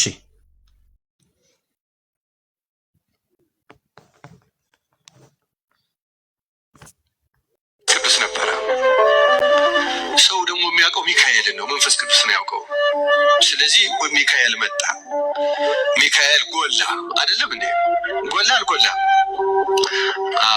ጎላ። እንዳትተው እንደዚህ የተገለበጡ አሉ። አሁን ቅድስት ማርያም እንጦንስ ነበር ስትጀመር። ቅድስት ቅዱሳን ማርያም ስትጀመር መጀመሪያ እንጦንስ ናት። አሁን እንጦንስ እስከ ቅርብ ጊዜ ራሱ በዓሉ ይከበር። አሁን ጭራሽ በዓሉ ሁሉ ተትቷል፣ ቁመቱ ሁሉ ቀርቷል፣ ምንም ዝክሩ ጠፍቷል። ምክንያቱም ገንዘብ የሚያስገኝ አይፈልግም። አልተማራችሁም እየተባሉ ነው ያሉት። እኛም አላስተማርንም እያሉ ነው ያሉት። ይህ በጣም ጥያቄ መሆን ይገባል ለህዝቡ። ያልተማሩበት ስፍራ ነው። ጎላ ተብሎ ሲሰየም ያ ስፍራ ከመንፈስ ቅዱስ ነው የጎላው። ከመንፈስ ቅዱስ በለጠ ተብሎ ነው የተሰየመው። ለምን? ህዝቡ መንፈስ ቅዱስን አያውቅም። ማንን ነው የሚያውቀው? ነጭ ሰውዬ የሆነ ጥቁር ሰውዬ ረግጦ ነው የሚያውቁት። አይምሯቸው ላይ ያለው እሱ ነው፣ ሚካኤል። ከዛስ ሚካኤል ከሆነማ ሰው ግልብጥ ብሎ ሄደ። ጎላ ብለው ሰየሙ። በቃ ገንዘብ ይመጣል። አሁን ሰው መጥቷል። ሰው ግልብጥ ብሎ ስለመጣ ገንዘብ ይመጣል። ይሄ ነው በቃ የቤተክርስቲያኒቷን እውነታ የሚያሳይ ንግግር ነው። በእውነት ነው የምላችሁ። ቤተክርስቲያኒቷ ያለችበትን ሁኔታ የሚያሳይ ነው። እስከዛሬ እኛ ስንናገር አረ ጥላቻ ስለ እናንተ መናፍቆች እንደዚህ ነበር የሚባለው። አሁን እግዚአብሔር በራሳችሁ ሰዎች መጥቶባችኋል። በቃ እውነቱን እንዲናገሩ ራሳቸው ህዝቡ ያለበትንና ቤተክርስቲያኒቷ ምን አይነት ስፍራ እንዳለች እየተናገሩ ነው ያለው። ባለፈው ጳጳሱ ጨለማ ውስጥ ነን ያለ ነው አሉ። አሁን ደግሞ መጡና መምህር ብርሃኑ አድማስ ህዝቡም እኛም አላስተማርንም፣ ህዝቡም አልተማረም። ያልተማረ ህዝብና ያላስተማረ ቤተክርስቲያን በጨለማ ውስጥ ነው ያሉት። በቃ ምን ጥያቄ አለው? የእግዚአብሔርን ቃል ያልተማረ ህዝብ በጨለማ ያለ ህዝብ ነው። የእግዚአብሔርን ቃል የማያስተምር መምህር በጨለማ ውስጥ ያለ ነው። በብርሃን ያለማ የእግዚአብሔርን ቃል ከቅዱሳን ጋር ይካፈላል። በጨለማ ላሉትም ደግሞ ይሄኑ የእግዚአብሔር ቃል ይዞ ይወጣል። አለቀ። ከዛ ውጭ ሌላ ንግግርም ስብከትም ምንም ነገር የለም።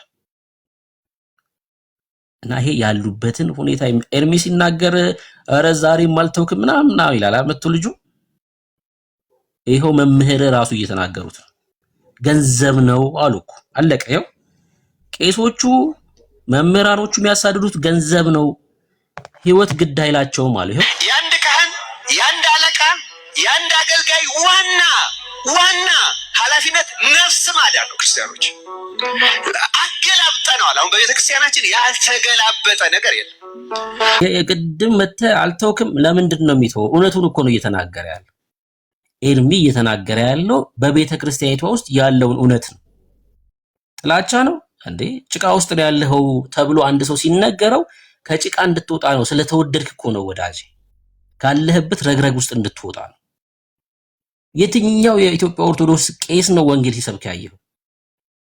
ይቀድሳል፣ ወጥቶ ሲጠጣ ነው የምታየው። የትኛው ቄስ ነው ኢየሱስን በህይወቱ ሲያሳይ ደግሞም እግዚአብሔርን እንዴ? በጣም እኮ ያው ወንድማችሁ ልደተ ቃል እኮ መጽሐፍ ቅዱስ ሲያድል ለቄሶቹ 30 ዓመት አገልግያለሁ መጽሐፍ ቅዱስ የለኝም የሚሉ ናቸው ቄሶቻችሁ። እንዴ በጣም እኮ ነው የሚያሳፍር። 30 ዓመት አገልግያለሁ ይላል። ምንድነው ምን ይዘህ ነው ታዲያ ያገለገልከው 30 ዓመት? ተረት መጽሐፍ ይዞ እኮ ነው ሲያገለግል የነበረው። መጽሐፍ ቅዱስ የለኝም። ይሄ እኮ ምንም እኮ የሆነ ሰው ሊነግራችሁ እኮ አይገባም እኮ። እንደው ህሊና ላለው ሰው የሚመለከተው ነገር ነው። የሆነ እንጨት ይዞ ከማሳለምና ከመቀደስ የተለየ ምን እውቀት አላቸው? ምን ያውቃሉ? እንኳን ለአንተ ወንጌል ሊሰብክ ስለ መዳኑ እንኳን እኮ ማያውቅ እኮ ነው ቄስ፣ የኢትዮጵያ ኦርቶዶክስ ቄስ። አረቁ አንድ ቪዲዮ ላምጣ። ኤርሚዬ አቀጥል አንተ። አንድ ቪዲዮ ስለ ከሆነ ቄስ ጋር የተወያዩትን ውይይት ላምጣ አንዴ። ቤተክርስቲያን ያለ እውነት ነው። በጭራሽ ጥላቻ ሰውማ የሚጠላውን ሰው እንደዚህ አድርግ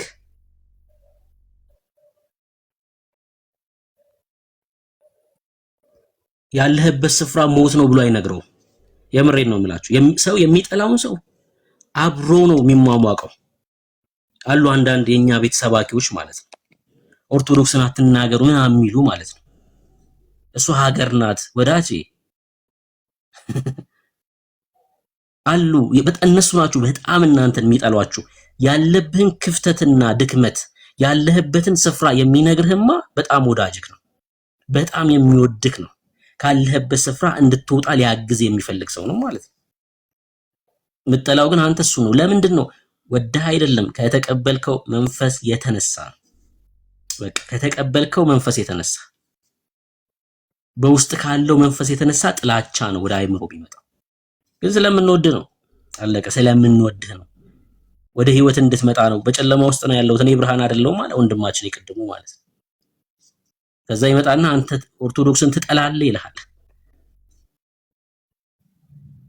ኦርቶዶክስን ስለምትጠላ ነው ይልሃል። እውነት ይዛ ቢሆንማ አብረን እናመልክ ነበር። ለምን እንወጣለን? ከዛ ለምን እንወጣ ነበር? በጭራሽ አንወጣ።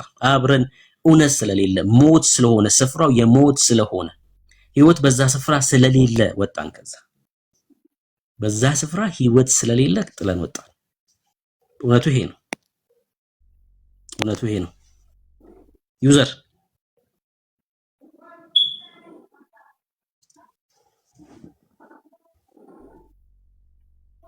ዩዘር አለክ?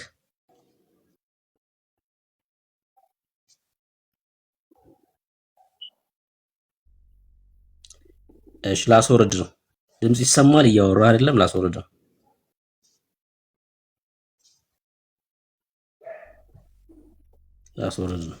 ወንድምህ አይን ያለውን ጉድፍ ምናምን ትላለህ። ጳውሎስ በኤፌሶን ከተማ ስለ አርጤምስ ሲናገር የወንድሙን ጉድፍ እየተመለከተ ነው።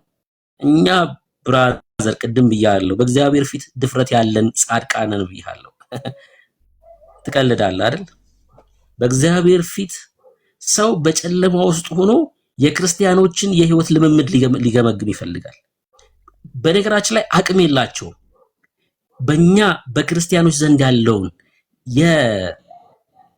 የልምምድ ስህተቶች የመገምገም ሞራልም አቅምም የላቸውም። በሙታን ማለት ነው። ሙታን ናቸው እኮ እነሱ። እነዚህ ልምምዶች ለመገምገም መዳን ያለባቸው፣ መጀመሪያ መዳን ያለባቸው። ከዳነ በኋላ ይሄ ልምምድ ትክክል አይደለም ትላለህ። የዳነ ሰው ነው ልምምድን። አንተ ሞት ውስጥ እኮ ነው ያለኸው ወዳጄ። ሞት ውስጥ ያለ ሰው ልምምድክ ትክክል አይደለም ብሎ ነው ሊናገረኝ አይችልም። የዘላለም ህይወት እንዳለው እርግጠኛ የሆነ ሰው ግን አምልኮ ስርዓት እንደዚህ መሆን አለበት፣ ሴቶች ሲያመልኩ እንዲህ መሆን አለበት፣ እሱም ማውራት ይችላል። የዳነ ሰው እሱን ዲስከስ የሚያደርገው የእግዚአብሔር ልጆች ናቸው። በእግዚአብሔር ቤት ውስጥ እንዴት ነው ስርዓቱ መሆን ያለበት የሚለውን አለቅ። አንተ ጳውሎስ አይደለም፣ እኔማ ጳውሎስ አይደለሁም፣ ብሩክ ነኝ። እኔና ጳውሎስ ግን በእግዚአብሔር ቤት ውስጥ እኩል ነን፣ እኩል ጻድቃን ነን ሁለታችንም። ጳውሎስ አይደለሁም፣ እኔ ብሩክ ነኝ። እኔና ጳውሎስ ግን በእግዚአብሔር ቤት ውስጥ እኩል ልጆች ነን፣ እኩል ጻድቃን ነን። በእግዚአብሔር ቤት ውስጥ እኩል ጻድቃን ነን። ሃሌሉያ። እና ቄሶቻችሁ የት እንደሚገቡ ላሳያችሁ ስለፈለኩኝ ነው። ኤርሚዬ ካለ ቀጥልና በዚህኛው አካውንቴ ላሳያችሁ።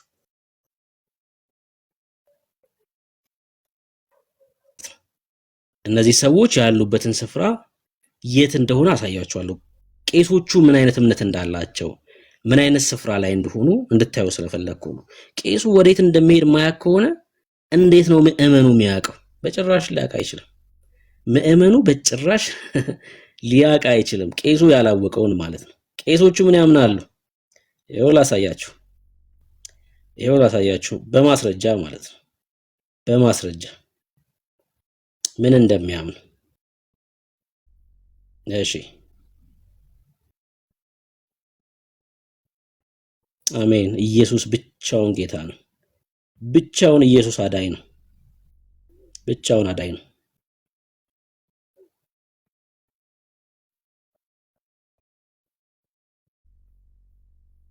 አሁን እንዳልኩት መዳረሻዎትን ያውቃሉ። አሁን ለምሳሌ ከቤተ ክርስቲያን ተነስተው ወደ ቤቱ ሲሄዱ ቤቶት የት ጋር እንዳለ ስለሚያውቁ የሚይዙትን ትራንስፖርት አይቸገሩም። በቃ ለመርጠው ለመያዝ ለምን ቤቱ የት ጋር እንዳለ ስለሚያውቁ እርግጠኛ ሆነው ነው ትራንስፖርት የሚይዙት። አሁን በዚህ ሰዓት አሁን እንዳልኩት መዳረሻዎት አሁን ይህ ሰው መምህር ይትባረክ ይባላል። ካህን ነው። ብለርድ ሆነ። ቆይ እስኪ አንዴ ካሜራው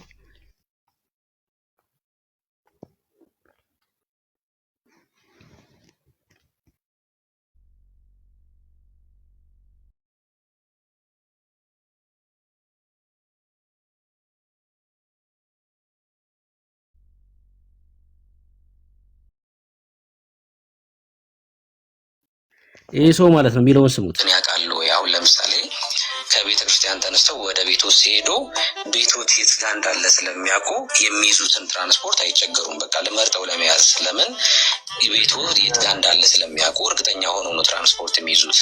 አሁን በዚህ ሰዓት አያርገውና በህይወት ቢለዩ የዘላለም ህይወት ያሉት ይመስሎታል? ወደ ገነት የሚገቡ ይመስሉታል ወይስ ሲኦል ነው? ምንድነው እርግጠኛ ያረጉታል ያሁን ያለው ነገር? ጥሩ ጥያቄ ነው። እንዴት ነው አሁን አንድ ሰው ማነው እንትና የዘመረውን ታውቃለህ አይደል? እንዴ ማነው ኪነ ጥበብ የዘመረውን መዝሙር አልሰማህም? ለቅሶ ነው። በቃ በኢትዮጵያ ኦርቶዶክስ ስለ ዘላለም ህይወት ሲወራ ለቅሶ ነው ወደ ሃይምሯቸው የሚመጣው። የትኛው ዝማሬ መሰላችሁ? ይሄ ዝማሬ ማለት የኪነ ጥበብ ዝማሬ ማለት ይሄ ዝማሬ ነው። ይውላችሁ ይሄ ዝማሬ ነው። እየየ ነው በቃ። ለዛ ነው ጌታን አመስግኑ ብላችሁ፣ እውነቴን ነው ብላችሁ ያገኘነው ህይወት የተካፈልነው ህይወት ማንም ከእግዚአብሔር በቀር ሊሰጠን የማይችለው ስለሆነ ማለት ነው። ማንም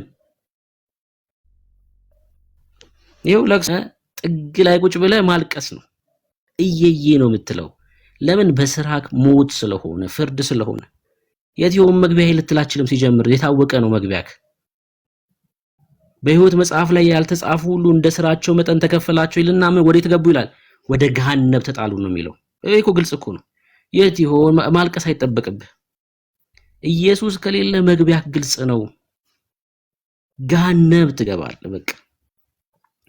ለዛ ነው በክርስቶስ ኢየሱስ አምናችሁ አምልጡ ወደ ህይወት ኑ ምንላችሁ። ለዛ ነው ከዚህ ከለቅሶ ህይወት እንድታመልጡ ማለት ነው። እንድታመልጡ ካላችሁበት ስፍራ ማምለጥ እንዲሆንላችሁ። ካልሆነስ ዘመንህን ሙሉ እያለቀስክ ትኖራለህ ያለ ኢየሱስ ማለት ነው፣ ከህይወት ውጪ።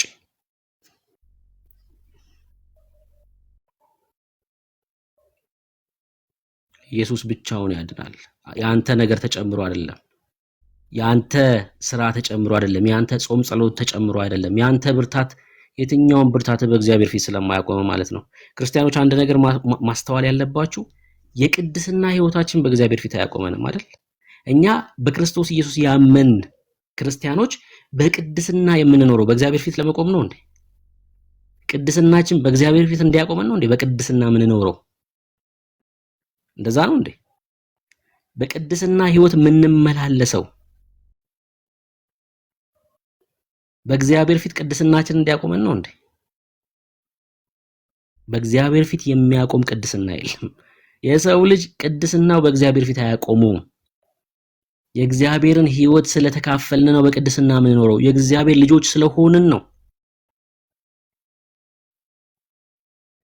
አዎ እንጂ በቅድስና የምንኖረው በእግዚአብሔር ፊት ቅድስናችን እንዲያቆመን አይደለም በጭራሽ። የፈለገ ቅዱስ ብትሆን በእግዚአብሔር ፊት መቆም አትችልም አንተ። ጽድቅህ የመርገም ጨርቅ ስለሆነ ነው። በእግዚአብሔር ፊት ያቆመክ ከዘላለም ሞት ያስመለጠን የልጁ የክርስቶስ ኢየሱስ ደም ብቻ ነው። የክርስቶስ ደም ከዘላለም ሞት ያስመለጣቸው ደግሞ ልጆች በቅድስና ይኖራሉ፣ ዘር ስለቀየሩ ማለት ነው። የቀየሩት ዘር ዓለማዊ ምኞትና ኃጢአትን የሚያስክድ ስለሆነ አለቀ በቃ። ተፈጸመ። ክብር ለኢየሱስ ይሁን፣ ክብር ለኢየሱስ ይሁን። ክርስትና ማለት ይሄ ነው። ለዛ ነው እኛ ለምን አገባም ዴቪድ ናግባ ኢንቫይት አድርጌሃለሁ ቅድም። አሁንም ይኸው ድጋሚ ኢንቫይት ላድርግ። ካልሆነ አንተም አሁን ጥግን ይዘህ በስራዬ ማለት ነው የሚጠበቅብህ፣ ማልቀስ ነው የሚጠበቅብህ። እውነት ካለ ገብተህ ሞግት፣ እውነት ካለ ያለህን እውነት አስረዳ። ካልሆነስ በቃ ጥግን ይዘህ ማልቀስ ነው። እኔ ያሳትኩት ነፍስ የለም በጭራሽ። እዚህ ውስጥ ያሉት ክርስቲያኖች በሙሉ በእግዚአብሔር ጸጋ ያመለጡና ያረፉ ናቸው። አለቀ። ያረፉ ያመለጡ ናቸው። ሞዴሬተሮች ካላችሁ አስገቡኝ። እሺ፣ በዛኛው አካውንት አስገቡኝ። በዛኛው አካውንት አስገቡኝ ሞዴሬተሮች።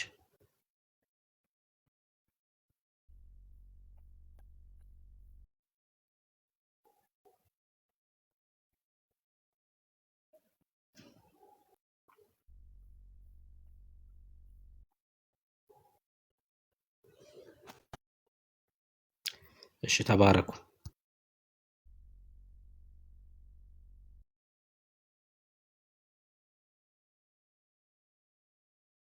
እሺ፣ በዚህኛው ልቀጥል በለመድኩት ያኛው። እሺ፣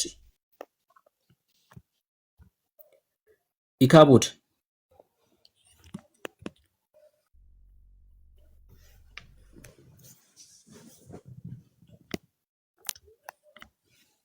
ምን ማለት ነው ብዬ ልጠይቀው ነበር እንግዲህ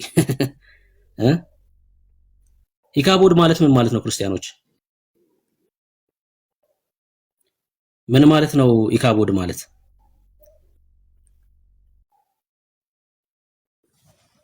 ኢካቦድ ማለት ምን ማለት ነው?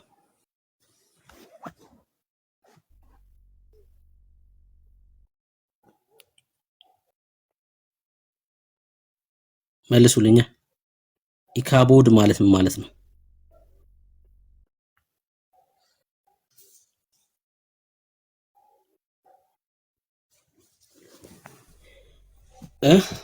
ኢካቦድ ማለት ምን ማለት ነው?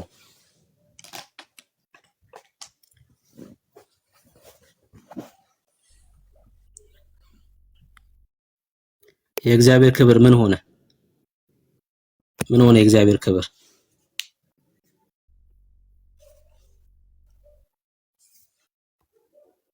ሳራ ምንድን ነው የጻፍሽው? with no respect ማለት ምን ማለት ነው? እሺ ኢካቦድ ማለት ምን ማለት ነው? የእግዚአብሔር ክብር ተለየ ማለት ነው አይደል? ወይ ደግሞ የእግዚአብሔር ክብር ከእስራኤል ለቀቀ ማለት ነው አይደል? ታዲያ ምን ማለት ነው ኢካቦድ ብሎ ስሙን የጻፈው? እግዚአብሔር ክብር ተለይቶኛል ማለት ነው? ምንድነው ወንድማችን? ክብሩ ሄደ ማለት ነው አይደል?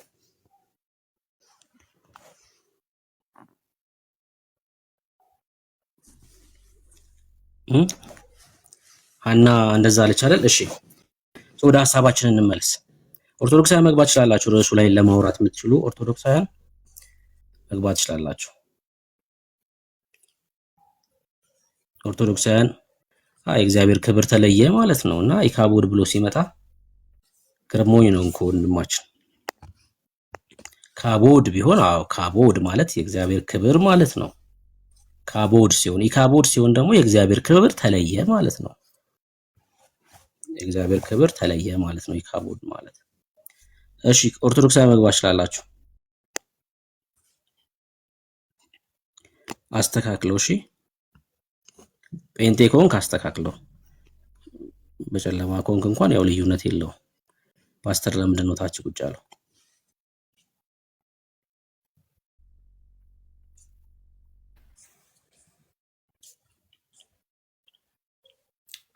እንዴት አመሻችሁ? እንኳን ደህና መጣክ። ሰላም ነው ብሩክ፣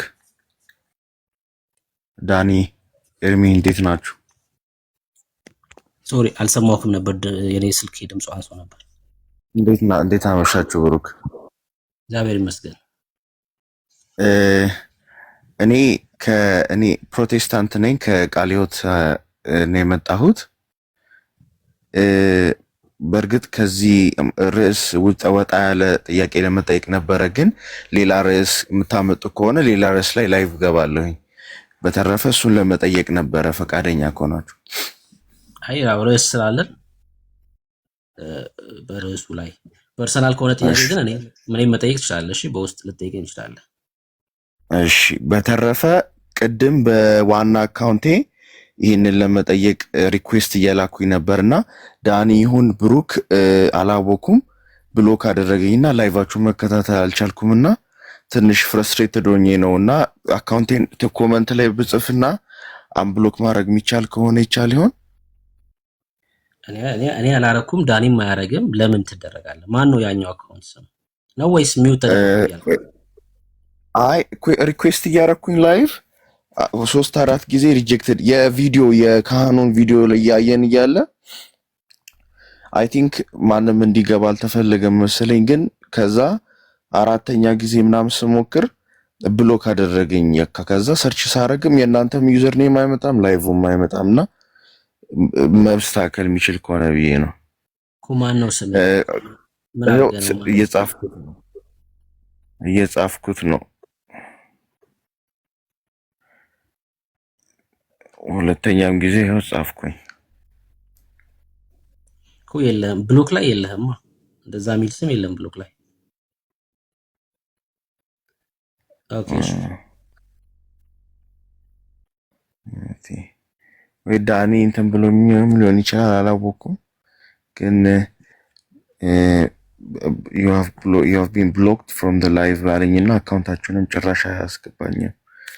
እና በሁለተኛ አካውንት በዚህ አካውንት የኔ አካውንት አይደለም፣ ዝም ብዬ እኔ ገባሁበት ሁሉ። እሺ ጥያቄን ግን መጠየቅ ትችላለህ። እሺ በውስጥ በኩል ያለህን ጥያቄ ልጠይቀኝ ትችላለህ። ያው እሱን እንዳያስቀየም ማለት ነው። እሺ አንተንም አካውንት አክሰስ ማድረግ አልቻልኩም እና በዚህኛው በጠይቀህ ችግር የለውም።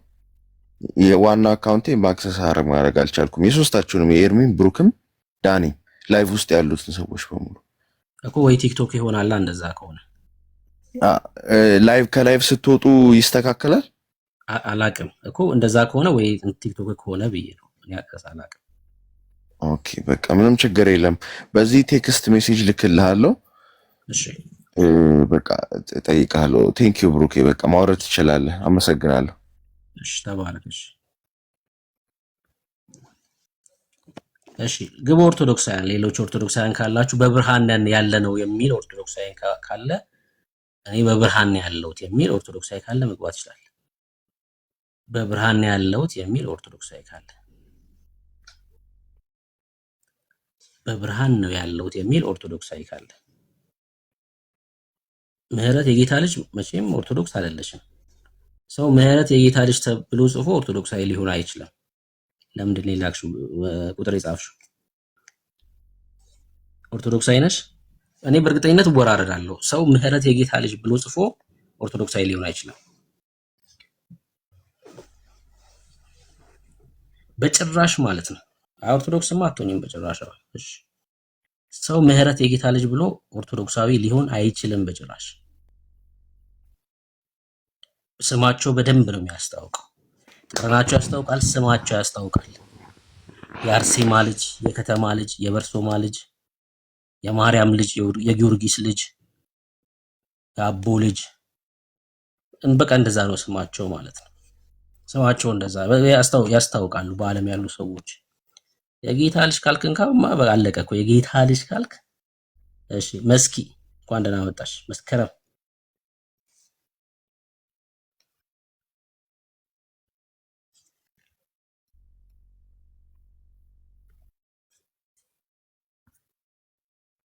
እና በስማቸው ያስታውቃሉ። እሺ ሌላ ኦርቶዶክሳዊ ብርሃኑ ነው እንትን ጧፉ ነው ብርሃናቸው። ጧፉ ወይ ብልጭልጭ ነገር ላይማ ጎበዝ ናቸው። እውነት ነው፣ ብልጭልጭ ነገር ላይ ጎበዝ ናቸው። ሌላ ኦርቶዶክሳዊ በብርሃን ነው ያለሁት። ይሄ ከከበዳችሁ ደግሞ ሌላም ርዕስ ለእናንተ ማንሳት እንችላለን፣ ችግር የለውም። ይሄ ርዕስ ከከበዳችሁ፣ በዚህ ርዕስ ማውራት ከተቸገራችሁ ለኦርቶዶክሳውያን በፈለጋችሁት ርዕስ ማውራት እንችላለን። እሺ እናንተ በዚህ ማውራት የምንፈልገው በዚህ ርዕስ ነው ባላችሁት ማውራት እንችላለን።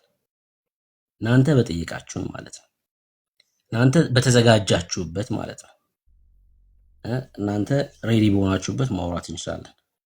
ኦርቶዶክሳውያን ግን በብርሃን አይደለም ያሉት። እሺ በጣም በእርግጠኝነት ማወቅ ያለባችሁ ኦርቶዶክሳውያን በብርሃን አይደለም ያሉት። በብርሃን ያለ ሰው ጠረኑ ያስታውቃል፣ ንግግሩ ያስታውቃል፣ ህይወቱ ያስታውቃል። ደግሞም ስለ ዘላለም ህይወት ጥርጣሬ አይገባውም በጭራሽ። በእርግጠኝነት ስለ ዘላለም ህይወት መናገር የሚችል ነው። ቅድም ስናገር ነበር፣ እናንተ ክርስቲያኖች ኃጢአት አሰሩም፣ ኃጢአት ሰርተን እንደፈለግን ሁነን መንግስተ ሰማይ እንገባለን ትላላችሁ ሲል ነበር አይደል ልጁ? ኦልሬዲ እኮ አሁን የእግዚአብሔር መንግስት ውስጥ ነው ያለ ነው እያልኩት እኮ ነው። የእግዚአብሔር መንግስት ውስጥ የገባነን እኛ፣ የጨለማው መንግስት የሚቆጣጠረን አይደለንም እኛ። ወደ ፍቅሩ ልጅ መንግስት ፈልሰናል። ወደ ፍቅሩ ልጅ መንግስት የፈለሱ ክርስቲያኖች ደግሞ እንዴት ይኖራሉ? በቅድስና ይኖራሉ። ምክንያቱም አባታችን ቅዱስ ስለሆነ ማለት ነው። አባታችን ቅዱስ ስለሆነ በቅድስና የተካፈልነው ዘር የአባታችንን ስለሆነ ቅዱስ የሆነን የአባቱን ዘር የተካፈለ ከዘሩ የተነሳ ምን ይሆናል? ቅዱስ ይሆናል። ከዛ ነው የህይወት ልምምዳችን ከዓለም ይዘነው የመጣ ነው በሙሉ ቀስ በቀስ ከህይወታችን ላይ ሲራገፍ የምትመለከቱት። በሂደት በህይወታችን ላይ ለውጥ ስንመለከት እናያለን። ለምን? ጸጋው በእኛ እየሰራ ስለሆነ፣ ዓለማዊ ምኞትን ኃጢአትን እያስካድን ስለሚሄድ ማለት ነው።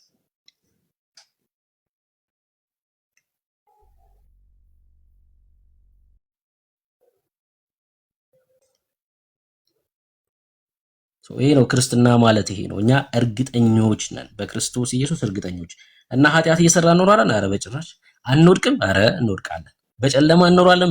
በኃጢአት ምልልስ ውስጥ እንኖራለን? በጭራሽ አንኖርም። ስትወድቁ ታዲያ አጠፉም? ኧረ አንጠፋም። እንዴት ነው የምንጠፋው? ትምክታችን ኢየሱስ በሰማይ ዘመድ እያለን እኛን ወክሎ የገባ እያለ መካከለኛው እያለ እንዴት ነው የምንጠፋው? በጭራሽ አንጠፋም።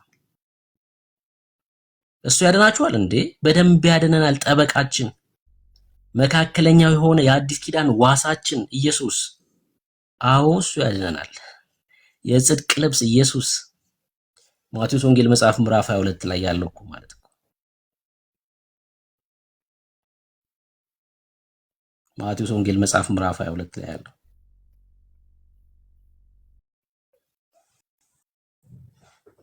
መንግስተ ሰማያት ለልጁ ሰርግ ያደረገ ንጉስን ትመስላለች።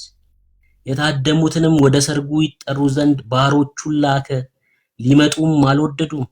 እግዚአብሔር በነቢያት ብዙ ጊዜ ተናግሯል። ደግሞም ሌሎችን ባሮች ልኮ የታደሙትን እንሆ ድግሴን አዘጋጀው። እግዚአብሔር ትልቅ ፍሪዳ እኮ ነው የጣለው። ኢሳይያስ መጽሐፍ ኤርሚያስ መጽሐፍ ምዕራፍ 25 ላይ ማለት ነው። የታደሙትን እንሆ ድግሴን አዘጋጀው፣ ኮርማዎቼንና የሰቡትን ከብቶቼን ታርደዋል፣ ሁሉም ተዘጋጅቷል፣ ወደ ሰርጉኑ በሏቸው አለ። እነርሱ ግን ቸል ብለው አንዱ ወደ እርሻው ሌላው ወደ ንግዱ ሄደ። የቀሩትን ባሮች ይዘው አንገላተው ገደሏቸው። ንጉሱም ተቆጣ፣ ጭፍሮችም ልኮ እነዚያ ገዳዮችን አጠፋ፣ ከተማቸውንም አቃጠለ። በዚያን ጊዜ ባሮቹን ሰርጉ ውስጥ ተዘጋጅቷል፣ ድግሱ ቀራኒው ላይ ሆኗል፣ ነገር ግን የታደሙት የማይገባቸው ሆኑ። አንቺ የማትወልጂ መካን እልል በይና ጩኺ አላል ኢሳይያስ በትንቢት መጽሐፍ ምዕራፍ 54 ላይ የማይገባቸው ሆኑ አለ። ከዛስ እንግዲህ ወደ መንገድ መተላለፊያ ሂዳችሁ ያገኛችሁትን ሁሉ ወደ ሰርጉ ጥሩ አለ። እነዚያም ባሮች ወደ መንገድ ወጥተው ያገኙትን ሁሉ፣ ይህን አሕዛብ ማለት ነው፣ ያገኙትን ሁሉ ክፉዎችንም በጎችንም ሰበሰቡ፣ የሰርጉ ቤትም ተቀማጮች ሞሉት ይላል። ንጉሱም የተቀመጡትን ለማየት በገባ ጊዜ በዚያ የሰርግ ልብስ ያለበሰ፣ ክፉዎች እኮ ገብተዋል። ክፉ ስለሆነ አይደለም ወደ እሳት የጣለው። አስተውሉ፣ እዚህ ክፍል ላይ ይኸውላችሁ፣ ክፉ ገብቷል ወደ ሰርጉ ስፍራ። ነገር ግን ንጉሱ የተቀመጡትን ለማየት በገባ ጊዜ ክፉዎችን አውጥቶ ወደ እሳት አልጣላቸውም። ወደ እሳት የተጣለውን ላሳያችሁ። በዚህ ክፍል ላይ በገባ ጊዜ በዚያ የሰርግ ልብስ ያለበሰ አንድ ሰው አየና ወዳጄ ሆይ አለው። የሰርግ ልብስ ካለበስክ የጽድቅ ልብስን ኢየሱስን ካለበስክ ወዳጄ ሆይ ወደ እሳት ትጣላለህ። የሰርግ ልብስ ሳትለብስ እንዴት ወደዚህ ገባ? እርሱም ዝም አለ። በዚያን ጊዜ ንጉሱ አገልጋዮቹን እጁንና እግሩን አስራችሁ በውጭ ወዳለው ጨለማ አውጡት፣ በዚያም ልቅሶና ጥርስ ማፋጨት ይሆናል። የተጠሩ ብዙዎች ናቸው፣ የተመረጡ ግን ጥቂቶች ናቸው አለ። የጽድቅ ልብስ ኢየሱስን ካለበስክ ወዳጄ፣ ሳትለብስ ከገባ ዱርዬው እኮ ገብቷል፣ ቦዘኔው ገብቷል። አውጡና ጣሉት ያልተባለው ከለበሰው የሰርግ ልብስ የተነሳ ነው። ኢየሱስን ካለበስክ ትጣላለህ። በቃ አለቀ። የአንተ ብርታት አይደለም፣ የሚያስመልጥ ደሙ ነው ማለት ነው። እስራኤላውያን እኮ ከዛ ከመጣው የሞት መልአክ ከመጣው በኩርን ከሚቀስፍ ሞት ያመለጡት የበጉ ደም በርና መቃንና ጉበኑ ስለተቀባ እኮ። ዛሬ ሞት የማይገባው የክርስቶስ ኢየሱስ ደም ምልክት ስለሆነ ነው። ወደኛ ቤት ሞት የማይገባው አቅም የሌለው ስልጣን የሌለው የዘላለም ሕይወት የኖረን የክርስቶስ ኢየሱስ ደም ምልክት ስለሆነ ነው። መጽሐፍ ቅዱሳችን ይሄን ነው የሚናገረው። መጽሐፍ ቅዱሳችን ይሄን ይላል። እኛ ብርታት አይደለም፣ የእግዚአብሔር ጽድቅ የሆኑ ግን በኃጢአት ደግሞ ይኖራሉ እያልን አይደለም። እኛ በስራችን አንጸድቅም ስንል አንሰራም እያልን አይደለም። በጣም ይለያያል። እኛ በኃጢአት እንኖራለን ማለትና በስራ አንጸድቅም ማለት በጣም ልዩነት አለው። በጣም ልዩነት አለው። ጽድቅ በስራ አይደለም። አዎ፣ ግን የጸደቁ ሰዎች ምን በእግዚአብሔር ቤት ውስጥ ይሰራሉ፣ በህይወት ይኖራሉ ከተካፈሉት ህይወት የተነሳ።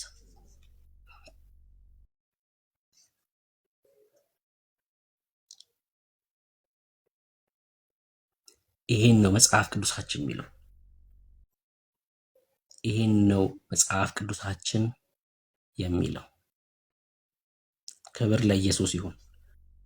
ክብር ለኢየሱስ ይሁን። ክብር ለኢየሱስ ይሁን። ደከምክ እኮ ዴቪድ፣ በጣም ደከምክ። ሰው ገብቶ መሞገት እስካልቻለ ድረስ በቃ ሐሳብ የለውም ማለት ነውና ብትገባ መልካም። እሺ ቶማስ እንኳን ደህና መጣ።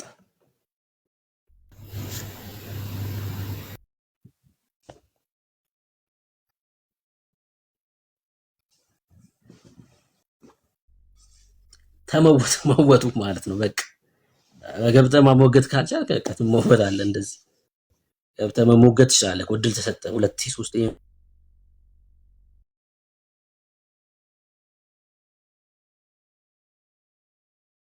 ቃሉን ብላ መጽሐፉን ብሉ ክርስቲያኖች፣ መጽሐፉን በልተናል። እኛ እንኳን መጽሐፉን በልተናል።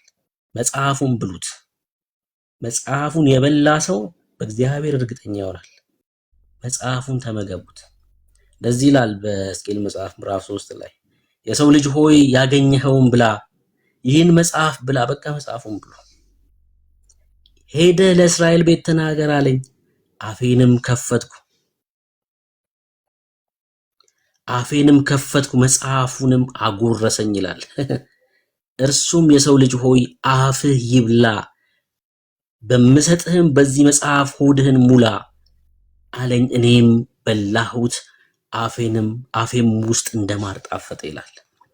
በቃ ሰው መጽሐፉን ካልበላው ግራ እንደተጋባ ነው የሚኖረው። መጽሐፉን ልንበላው ይገባል። መጽሐፉን ብሉ ሲባል አንድ ግራ የገባው ሰውዬ ነበር አይደል? ወረቀቱን እየቀደደ ሲበላ የነበረ የእግዚአብሔር ቃል መጽሐፉን ብላ ይላልና እያለ ቀዶ ሲበላ ነበር። አንድ ግራ የገባው በዓለም ያለ ሰው ማለት ነው። እና መጽሐፉን ብላ ስለሚል እያለ ወረቀቱን ቀዶ ሲበላ ነበር። መጽሐፉን መብላት አለብን። መንፈሳዊ መብል ነው ይሄ መብል። መንፈሳዊ መብል ብርቱ የምንሆነው በእግዚአብሔር ቤት ውስጥ እየታደስን የምንሄደው መጽሐፉን መብላት ስንችል ነው። ኃይል ነው። የእግዚአብሔር ቃል ኃይል ነው። እኛን እየሰራን ነው የሚሄደው። እየተናገርነው እኛን ይሰራናል። ክብር ለኢየሱስ ይሁን። እሺ ሐና እንኳን ደህና መጣሽ።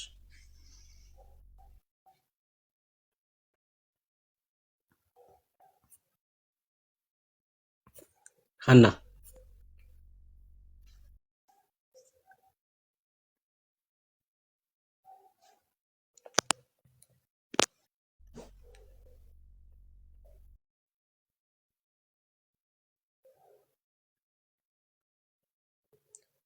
ሀና ይሰማል? እኔ አለች ሀና የምትባል ኤርሚ ያለክ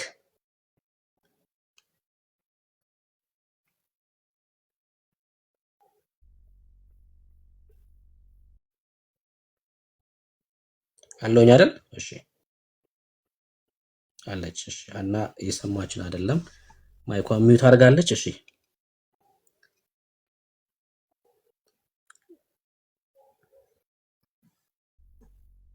ምናልባት የእግዚአብሔርን ቃል ስናወራ ኦርቶዶክስ መስለናት ልትሳለም ይሆናል የገባችው።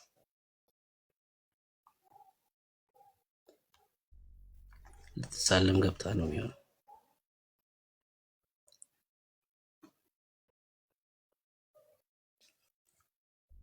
እሺ ሌላ ኦርቶዶክሳዊ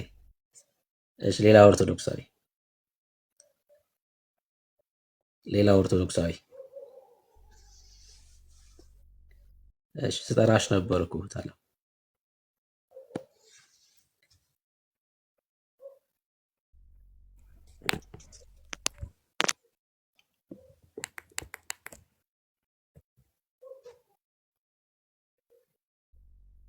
እሺ ሀና አቤት ሰላም ነው? እንዴት ናችሁ? እግዚአብሔር ይመስገን። እንኳን ደህና መጣሽ። እንኳን ደህና ቆያችሁ። ስለምን እየተወያያችሁ ነበር? ከየት ቤተ እምነት ነሽ? ርዕስ ኦርቶዶክስ። እኮ ብያለሁ እኔ። እሺ ኦርቶዶክስ በኢትዮጵያ ኦርቶዶክስ ብርሃን አለ ወይ ነው ርዕሳችን። እንዴ ሌላ ታዲያ የት ቦታ አለ እንዴ? በደንብ አለ። ብርሃን አለ በኢትዮጵያ ኦርቶዶክስ። ናው ማን ነው ብርሃናችሁ? እግዚአብሔር አብ፣ እግዚአብሔር ወልድ፣ እግዚአብሔር መንፈስ ቅዱስ ሶስቱም አሉን እኛ። ታዲያ ሶስት ብርሃን ያለን ነው እያልሽኝ ያለሽው? ሶስቱም አንድ ናቸው እኮ አንድ ብርሃን ያለው። አዎ እሺ እነ ማርያምስ ብርሃን ናቸው? ድንግል ማርያም እነ ማርያም ስትለኝ አሁን ብዙ ማርያሞች አሉ በእኔ ገባ። ስለዚህ መጀመሪያ እሺ እኮ ለምሳሌ የሙሴ እህት ማርያም ብርሃን ናት? ናይን አይደለችም። ድንግል ማርያም ግን መጀመሪያም ብርሃን ስለሆነች ነው አይደል? እሺ እሷ ድንግል ማርያም ብርሃን ናት። አዎ ነብይት ማርያም ግን ብርሃን አይደለችም፣ የሙሴ እህት።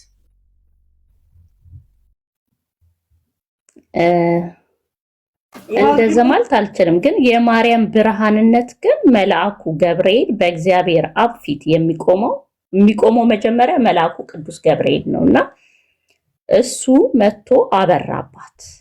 ገባ? መልአኩ ገብርኤል ነው ያበራባት። መልአኩ ገብርኤል ወደ እሷ ቀረበ፣ መጣ፣ አናገራት። መልአኩ ፊት ለፊት ማለት ነው። ቅድሚያ ግን እግዚአብሔር ያስባት የመረጣት የወደዳት ስለነበረች ከሴቶች ሁሉ የተለየች ስለነበረች እግዚአብሔር ለራሱ ዓላማ ይጠብቃት ስለነበረ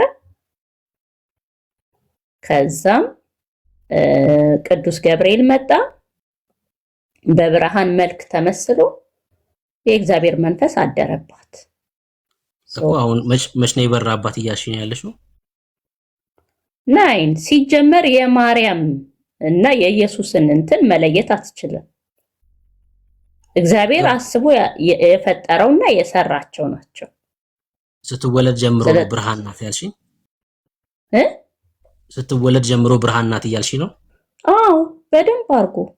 ያለበለዚያማ ኢየሱስም ብርሃን አይደለም እንዴ? እሷ ብርሃን ካልሆነች እሷ ባትኖር እኮ እሱ አይኖርም አይደል? እሷ የተመረጠች ስለሆነች በልቧ የምታስበው የነበረውን እግዚአብሔር በሷ ዓላማ አድርጎ ፈጠረው። ገባ? እሷን እንደ ሰው ካያት እሱንም እንደ ሰው ማየት አለብህ መጀመሪያ። ምን አልሽ መሰለሽ? እሷ ብርሃን ካልሆነች እኮ እሱ ብርሃን ሊሆን አይችልም እኮ አልሽ። አዎ እኔ እንደዛ ነው የማስበው።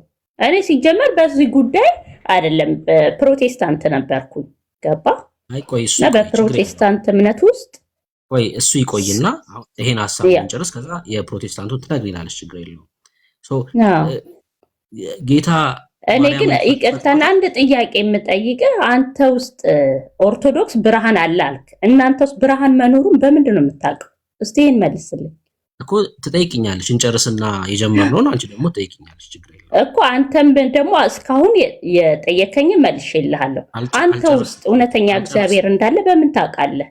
የምታመልከው አምላክ እውነተኛ መሆኑንስ በምን ታውቃለህ? እኮ እኔ እነግርሻለሁ። ችግር የለውም። ከእግዚአብሔር ቃል እየጠቀስኩ እስቲ እሱን መልስልኝና እኔ ካንተ ልውሰድ። ልማ አንዴ የጀመርነውን እንጨርስና እኔ ደግሞ ይሄንን ካንተ መማር ፈልጋለሁ። አንተ ባለገስት ስለሆን አንተ የሳብከኝ ስለሆን እስቲ አንተ እውነተኛ እግዚአብሔር እስቲ አንተ ጋር አለ? አንተ እውነተኛ እግዚአብሔርን ነው የማመልከው ብለህ ታስባለህ? ተስማምቻለሁ የጠየቅሽኝን ለማሳየት ግን እስቲ አሁን አንተ አሳየኝ። ሚዩት አደርጋለሁ። ቆይ የጀመርነውን እንጨርስና ልትመልሺ ስለሆነ ኦርቶዶክስ ጋር ያለውን ብርሃን፣ ከዛ ደግሞ አንቺ ደግሞ ስትጠይቅኝ እኔ ደግሞ መልስልሻለሁ ያንቺን ጥያቄ ሁሉ ማለት ነው። ግን አንዴ አንቺ ያለሽ የኔን ብርሃን በዚህ መልኩ ገልጬልሃለሁ። ከዚህ በላይ ልገልጽልህ አልችልም። አንተ ውስጥ ብርሃን እንዳለ፣ እውነተኛ አምላክ እንደምታመልክ፣ እግዚአብሔር እንዳለ፣ እውነተኛው ኢየሱስ አንተ ጋር መኖሩን አሳየን እስቲ። እሺ አሳይሻለሁ፣ ችግር የለውም። ከማርያም ውጭስ ሌላ ብርሃን አለ በአንቺ ዘንድ? ሌሎቹስ ብርሃን ናቸው ለአንቺ?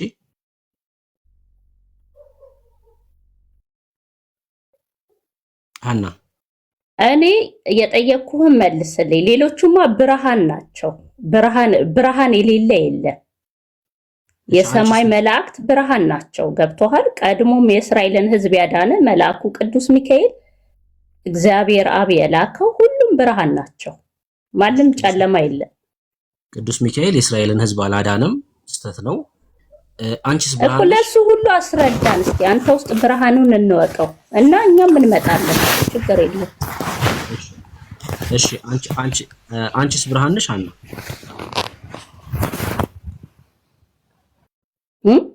አንቺስ ብርሃን ነሽ?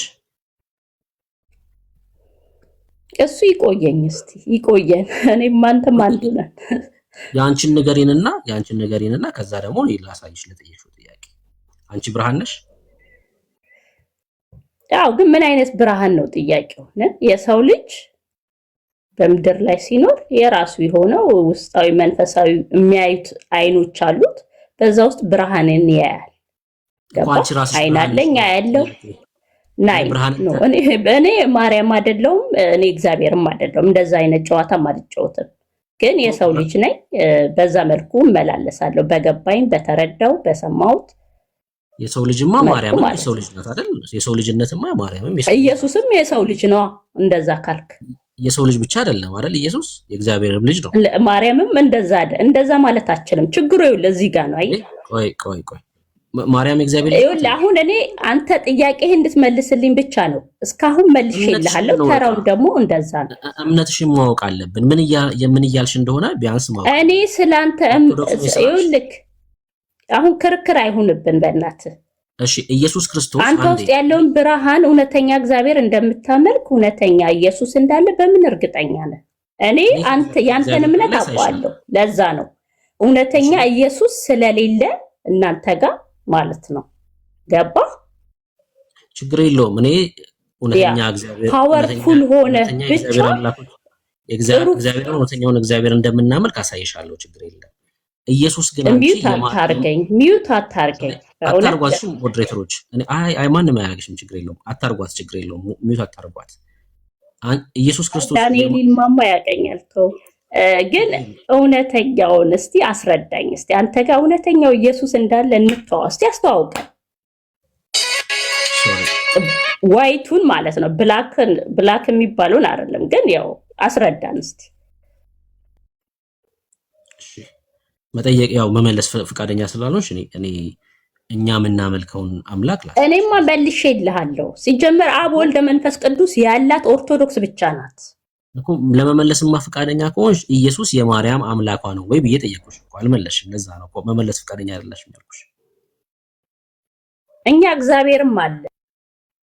እኔ አልጠየቅኩሽም። ኢየሱስ አብ አለን ወልዳ።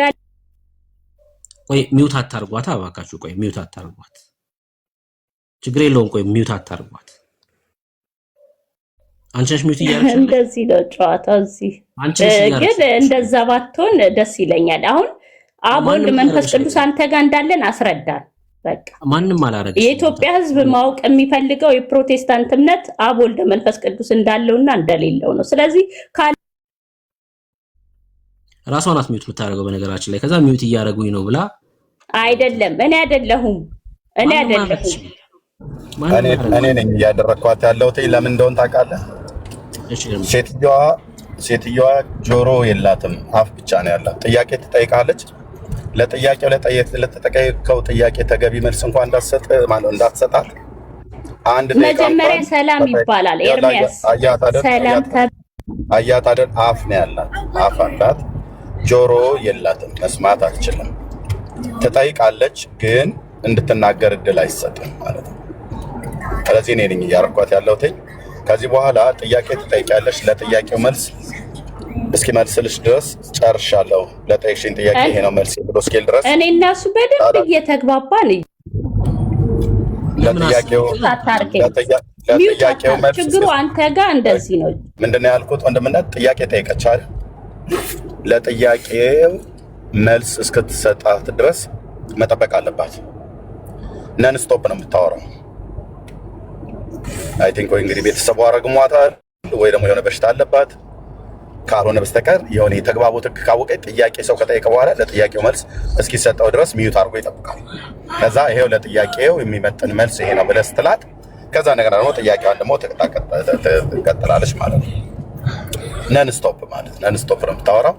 ስለዚህ እኔ ነበርኩ ሚዩት አደርጋት የነበረው። ምክንያቱም ጥያቄውን ጠየቀችህ። 3 ጊዜ ነው ጥያቄውን የጠየቀችህ። አንተ ጥያቄውን አልሰማም አላልክም። ለጥያቄው ለመመለስ ጊዜ አልሰጠችም። ስለዚህ ዝም ብላ ጫሂ ናት ማለት ነው። ስለዚህ ታች ትውረድ ማለት ነው።